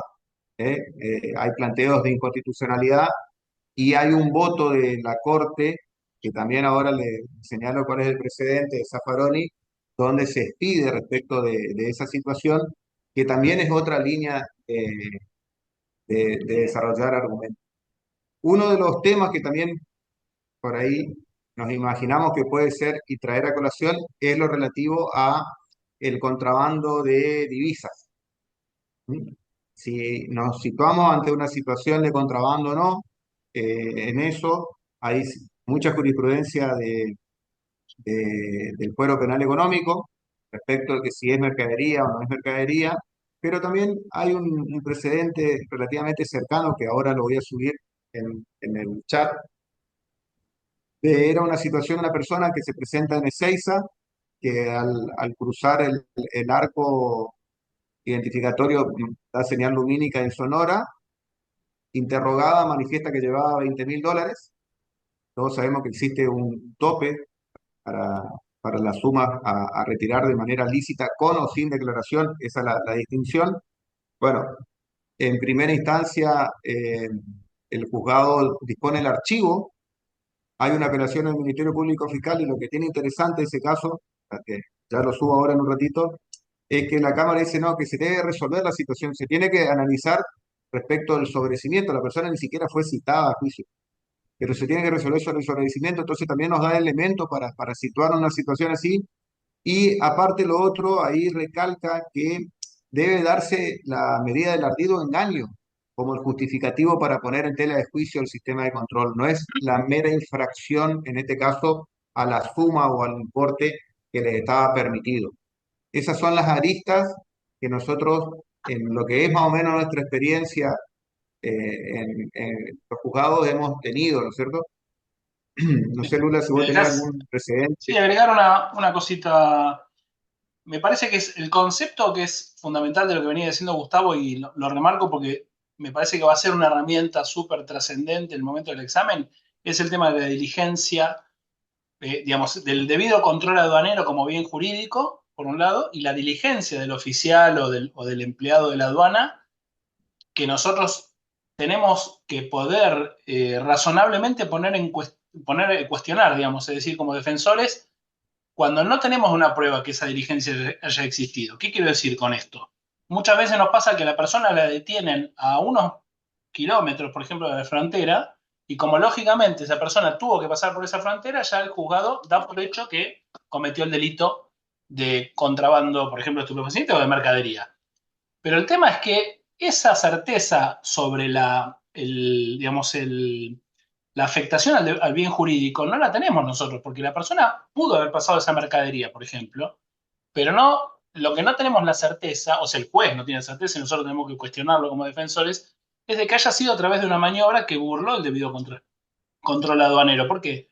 Porque, por ejemplo, el oficial o el empleado de la aduana, por ejemplo, pudo haber sido negligente en el control, por ejemplo, pudo no haber revisado adecuadamente un vehículo y que la persona ingresara con esa sustancia o con esa mercadería sin haber sido, digamos, suficientemente detectada por ese oficial que no hizo su trabajo de manera adecuada. Entonces, tenemos que trabajar también otra vez en una adecuada estrategia de defensa para lograr cuestionar lo que se pone como indubitable de parte del juzgado. Es decir, esta cuestión o de la fiscalía, digamos, ¿no? Cuando requiere la investigación de un hecho. Es decir, se hace referencia a que hubo una conducta tendiente a burlar el debido control aduanero y nosotros tenemos que decir, miren, lo que ustedes están diciendo como premisa fáctica no está cumplido. Porque el debido control aduanero nosotros no sabemos si se burló, porque lo único que sabemos es que la persona apareció del otro lado de una frontera con mercadería, ¿no? Ese ingreso de mercadería o de sustancia, obviamente que si la sustancia tendrá una figura residual que es el transporte de estupefacientes, pero en principio si es si es mercadería que está en el comercio y se ingresó de esa manera, lo que nosotros podemos decir es no tenemos una certeza probatoria que pueda autorizar lo que el juez está diciendo. Y eso es un motivo de agravio también y es un motivo también de cuestionamiento como defensores de esa, digamos, de esa afirmación.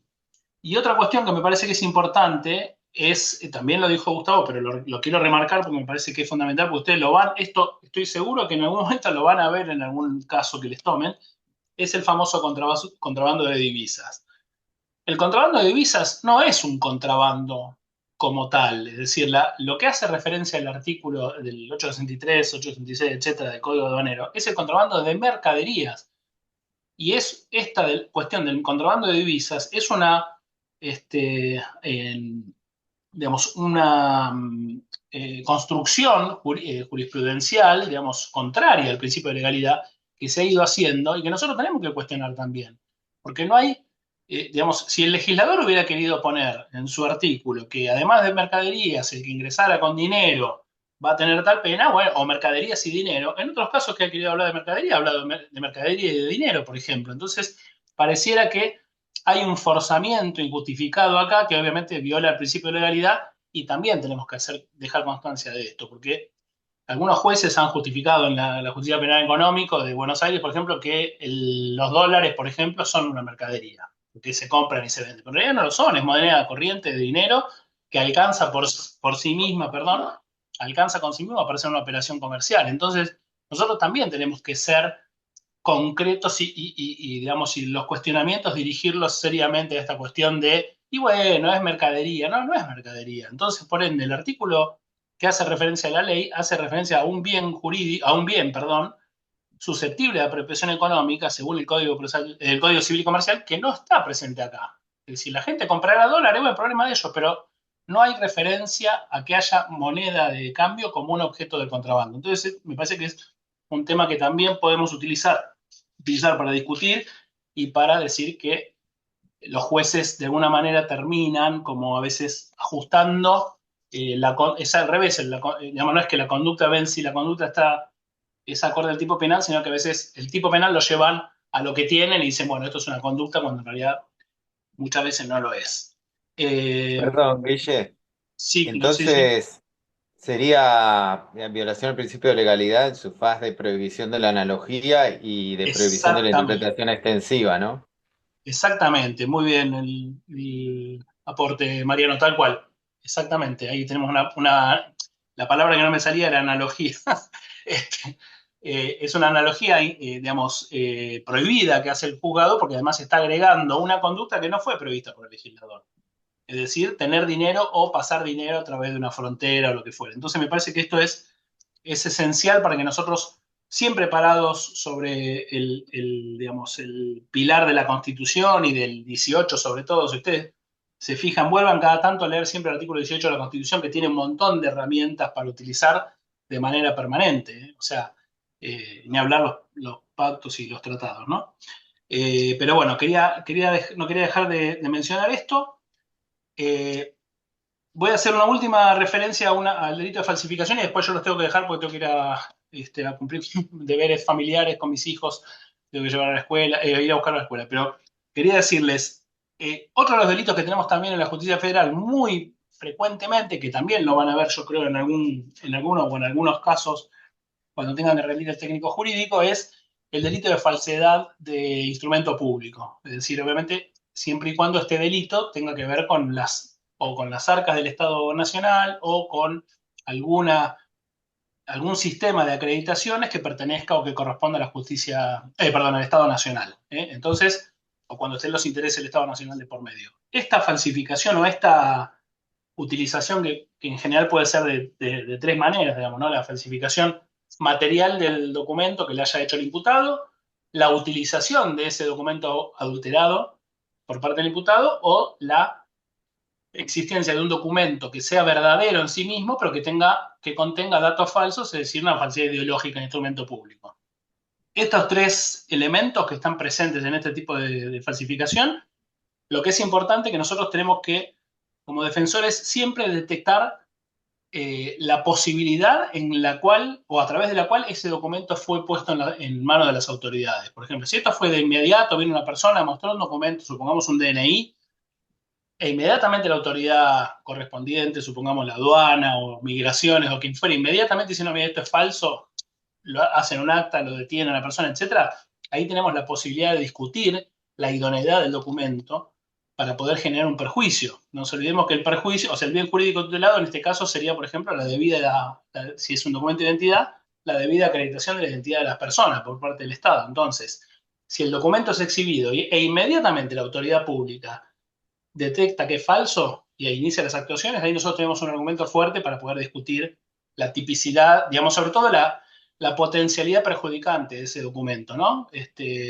O el principio, según Zaffaroni, estoy muy citador de Zaffaroni hoy, el principio de lesividad, ¿no? Es decir, ahí esa conducta versus el bien jurídico tutelado no tiene capacidad suficiente como para ponerlo en riesgo. Entonces eso también es un tema que nosotros tenemos que poder estar finos con eso, porque por ahí en una misma, en un caso de una falsificación, podemos llegar a poner en tela de juicio esa potencialidad y por ende obtener un sobreseimiento o una absolución, lo que fuere. Bueno, yo los dejo con mis compañeros y les agradezco muchísimo a todas y a todos por la paciencia y por haber estado acá. Y obviamente quedo a disposición para lo que necesiten a través de mi mail. Se contacta conmigo el que quiera, necesita material o lo que fuere. Gracias. Chao, Chao, Guille. Bueno, otro tema que también... Gustavo, Sí. yo quería completar en relación a una estrategia de defensa, en relación al contrabando, que tiene que ver con lo que vos ya dijiste, que es el planteo de inconstitucionalidad de la equiparación punitiva del 872, perdón, que hace el delito tentado con el delito consumado. Una de las estrategias es plantear la inconstitucionalidad, ¿sí? Quebranta los artículos 18, los artículos 19 y el 75, inciso 22, y quebranta los principios de lesividad, proporcionalidad y culpabilidad. En ese orden habría que citar, cuando planteamos la inconstitucionalidad porque quebranta esas normas y esos tres principios, tenemos que citar, por ejemplo, el voto de la doctora Ledesma en el fallo Ortuño Saavedra de la Cámara Federal de Casación Penal. Tenemos para citar el voto del doctor Zaffaroni en la causa Branchesi en la Corte Suprema de Justicia de la Nación. Ese sí no tengo fecha. Y después también tengo acá en el Tribunal de Formosa, en la causa Yegros del 15 de noviembre del 2013.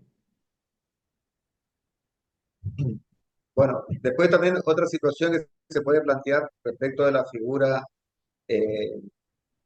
del delito de contrabando de estupefacientes, el primer párrafo del artículo 866, es si puede haber una vinculación respecto de una tenencia para consumo en el sentido de que sea una escasa cantidad y que sea, porque esté demostrado, que pueda ser demostrado de que la persona la llevaba oculta por una cuestión de una mera cuestión de seguridad, como para no quedar encuadrado en alguna de las otras hipótesis que prevé el 864 de el ocultamiento malicioso, digamos.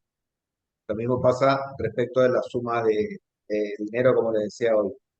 Y otra figura que también habíamos analizado para hablar un poquito hoy bueno, ya estamos creo que excedidos en el tiempo previsto originariamente, era algunos casos que se pueden llegar a dar respecto de lo que hace a la identidad de las personas, en lo que hace a...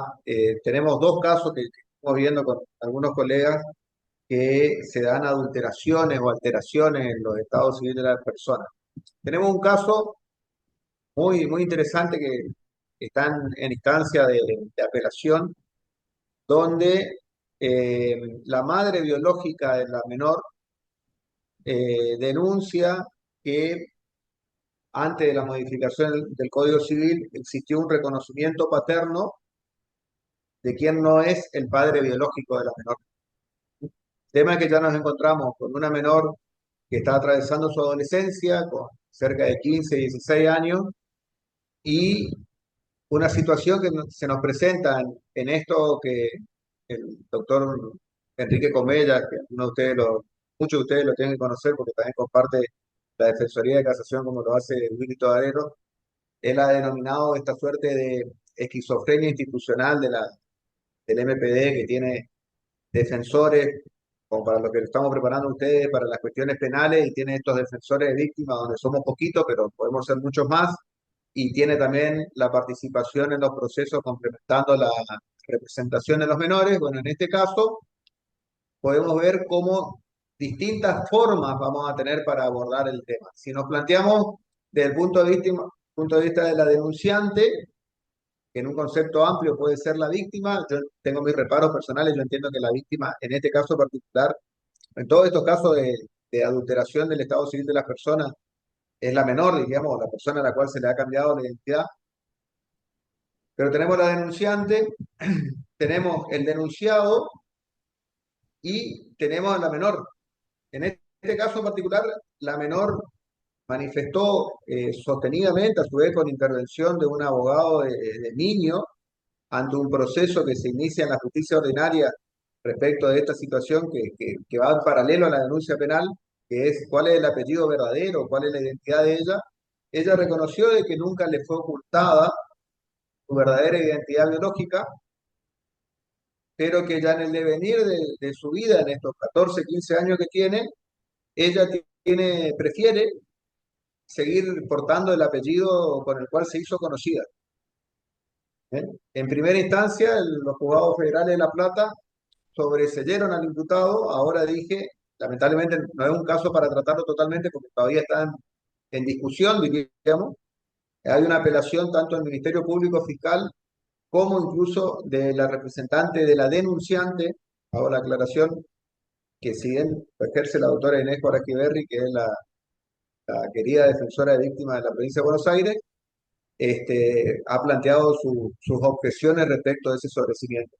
Y tengo otro caso que también es sobre el mismo delito, que ese incluso tiene otra arista también. Bueno, en cada caso ustedes se habrán dado cuenta que nos gusta contarle con todas las tintas y particularidades que tienen, que sucede en la provincia de Misiones, donde se da también la situación donde en la inscripción del nacimiento de un menor figura una persona que no es su padre biológico. Esa maniobra está determinada en lo que es lo relativo al tráfico de niños, es una práctica muy usual, lamentablemente, que se da en la zona norte del país. Muchas veces se proveen de niños como para evitar los trámites de la adopción. Entonces, la madre biológica, consciente de esa anotación con este padre, el padre la lleva a la menor. Si esto hubiese pasado en un ámbito metropolitano mucho más grande, indudablemente la situación sería una más de esa lamentable realidad que les dije que nos aborda. Pero como sucedió en relativamente pocos kilómetros de distancia en dos localidades muy pequeñas, en el pueblo donde quedó la madre, empezó a correr el murmullo de qué había pasado con esa mujer, y en el pueblo donde quedó el niño, empezó a correr el murmullo de dónde había salido ese niño, diríamos. Entonces, eso generó una serie de denuncias por la hipótesis de la venta del menor, y eso desencadenó luego en esta acción judicial. En ese caso también está procesamiento, no obstante que la defensora que llevó a cabo la defensa en ese caso por parte de la mamá, este, realizó una serie de hipótesis para bueno, defenderla a su imputada. Estamos a la espera ahora de debate en el Tribunal Oral de Misiones a ver qué es lo que sucede y cómo se va a desenvolver. Pero bueno, es interesante tener presente, yo no estoy autorizado a subir el fallo de primera instancia de La Plata, donde ustedes van a poder tener distintos puntos a tener en cuenta si tienen que defender una situación así.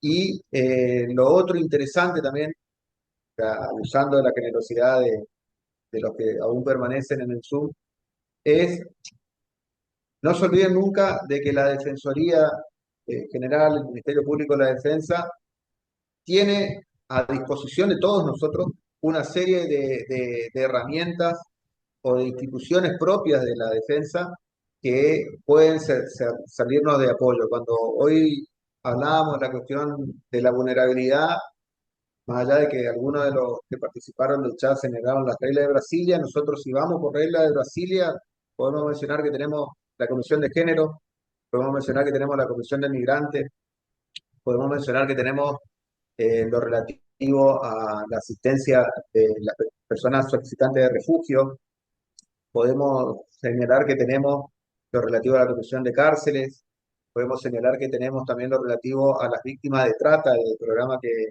cabeza la doctora Marcela Rodríguez, ni hablar de ese otro programa que lo desarrolla sostenidamente Luciano Casán a través de inteligencia institucional. Entonces, podemos pedir, o es atendible que pidamos un dictamen, si vamos al caso de poblaciones aborígenes, tenemos el programa de diversidad cultural, donde está Sebastián Tedeschi, está Javier Asali, está Pau Barberi, está Bárbara Carlotto, que nos pueden dar dictámenes o podemos decir, bueno, vamos a pedir esto. Eh, yo me acuerdo que Javier Asali me comentó respecto de diversidad cultural, que por ahí puede sonar muy fuera de lo penal, que es lo que nos convocó para esta reunión, pero qué sé yo, él había tenido una vez un planteo respecto de integrantes de una comunidad gitana, respecto a la comunidad gitana, por ahí, vinculado a estos delitos federales, podemos asimilar lo que puedan ser los matrimonios forzosos, diríamos. Bueno, entonces ellos una vez dictaminaron en una causa respecto de algunos comportamientos de esa cultura, como para tener también otra herramienta. O sea, les voy tirando estas ideas, puedo decir, no tengo presente cuándo son las fechas que ustedes van a tener que rendir, y tampoco es el ánimo de generarle un pánico escénico, un pánico pre-examen más allá del que todos asumimos cuando rendimos, pero piensen o vean y digan, che, este tema capaz que lo puedo focalizar acá. Y les vuelvo a decir lo que les dije hoy. Esto no es una evaluación, sobre todo para aquellos que son, como en su mayoría entiendo, que ya vienen desenvolviéndose en la defensoría. Esto no es una evaluación de su trabajo. Esto ya lo dijo Willy varias veces. Esto es una instancia más de evaluación. Entonces, el tema es decir, pero yo lo pedí como lo pido todos los días, en esto lamentablemente no vale. Pero esto no desmerece lo que ustedes hacen. Es más, el hecho de animarse a emprender este examen, a superarse, a querer estar en condiciones de aspirar a algo más, es algo para que crezcamos todos. Crezcan ustedes, inclusive los que sobre la idea no estoy viendo ahora a Mariano, pero seguramente ahí está, siempre está Mariano, sobre esa idea motorizada en Mariano, a la cual se sumó Lula, se sumó Guille, humildemente nos sumamos nosotros también queremos seguir aprendiendo con esto y por mi parte les agradezco la atención, he subido algunos de los elementos que estoy mencionando cuando me tocó hablar, está mi correo, quedo a disposición para lo que ustedes quieran para poder seguir creciendo y les deseo el mayor de los éxitos. Lula, las palabras finales son tuyas. No, veo que hay una persona que está levantando la mano ahí, ¿puede ser? Hola, Era buenas Mar- tardes. Tengo una consulta. Sí. En caso de que se trate de una persona con vulnerabilidad, yo como defensa, ¿tengo posibilidad de pedir un informe socioambiental a algún programa del Ministerio Público de la Defensa, como puede ser el de Derechos Económicos, Sociales y Culturales o algún otro programa? Sí, Sí, sí, sí. Esa sería una buena estrategia de defensa, establecer que advertiste vulnerabilidad en relación a X situación. Por lo tanto, como estrategia de defensa a los efectos de este examen, voy a solicitar la intervención del programa de problemática social y relaciones con la comunidad. La intervención de ese programa se hace a través del portal defensa.net, así que bueno, y con eso ya te sumas un punto extra si hace eso como estrategia de defensa. Buenísimo, muchas gracias. Y tengo Ahí, una ahí consulta. voy a compartir el enlace donde pueden ver todos los programas algunos de los que Ah, yo mencioné, y ahí pueden tener las otras opciones que les vuelvo a decir. Entren, fíjense un poquito y ténganlo a mano como una herramienta, como dijo Lula, que aparte suma. Y aparte, Sí, después, diríamos, muchas de las cosas que nosotros contamos, en la práctica, vamos y buscamos ahí, por ejemplo, en el caso que yo les comenté del matrimonio, que había esas situaciones de violencia económica, bueno, a través de la Comisión de Género se hizo un dictamen, se aportaron, reconstruyeron o dieron herramientas, y en ese caso la fiscal no la culpó luego a la mujer de ese matrimonio, y bueno, pudimos lograr el sobrecimiento de ella, diríamos. O sea, en la práctica no solamente existen para mencionarlo, sino que también muchas veces le pedimos. Algunas nos salen redondas, otras no nos salen, porque es la ley de la vida, pero tenemos esa posibilidad. disculpen, no, que tengo una sí, pregunta que es más bien administrativa. sí, Las fechas de los exámenes, ¿cuándo las comunican? ¿No sabemos? no, yo no. Porque yo no las encuentro. Bueno, nada, eso quería preguntar. Disculpen la molestia. No, Sé que te no, mandan Hola, un mail unos días claro, antes, creo que con el temario, diríamos, tema que ingresan. el temario, Hay el que lugar, fijarse la en hora, perdón, me parece que hay que fijarse directamente en la página de concursos, o sea, donde te inscribís, también. Claro, figura ahí para confirmar la fecha. Una vez que primero hay que confirmar que la asistencia, y después de unos días de confirmada la asistencia mandan los listados para, bueno, si no figurás y confirmaste, apelar y demás, y después figura recién la fecha. Pero esto es algo que invento yo, ¿no? A chequear la información. Hay página. exámenes hasta el 4 de abril ya Sí, fijados, por lo que estimo que este va a ser después del 4, pero a chequear, no se queden con eso, es algo que intuyo yo. muchas gracias. por cómo vienen Bueno, este grupo de exámenes, te están avisando con poca anticipación, así que sería lógico que todavía no lo hayan mandado. Sí, claro, sí. por la duda entrar a la página y estar pendiente de la comunicación que lo hagan en la página, para no perderse nada. Sí, hay que entrar todos los días Sí, a la página o a donde te inscribís para verificar eso. sí. Muchas Bueno, gracias. creo que terminamos. Espero que le haya servido algo de todo lo que dijimos o poco que dijimos. Quedó mi mail acá en la pantalla, así que me van a escribir y se mando y contesto todas las preguntas que tengan. Y nada, nos vemos.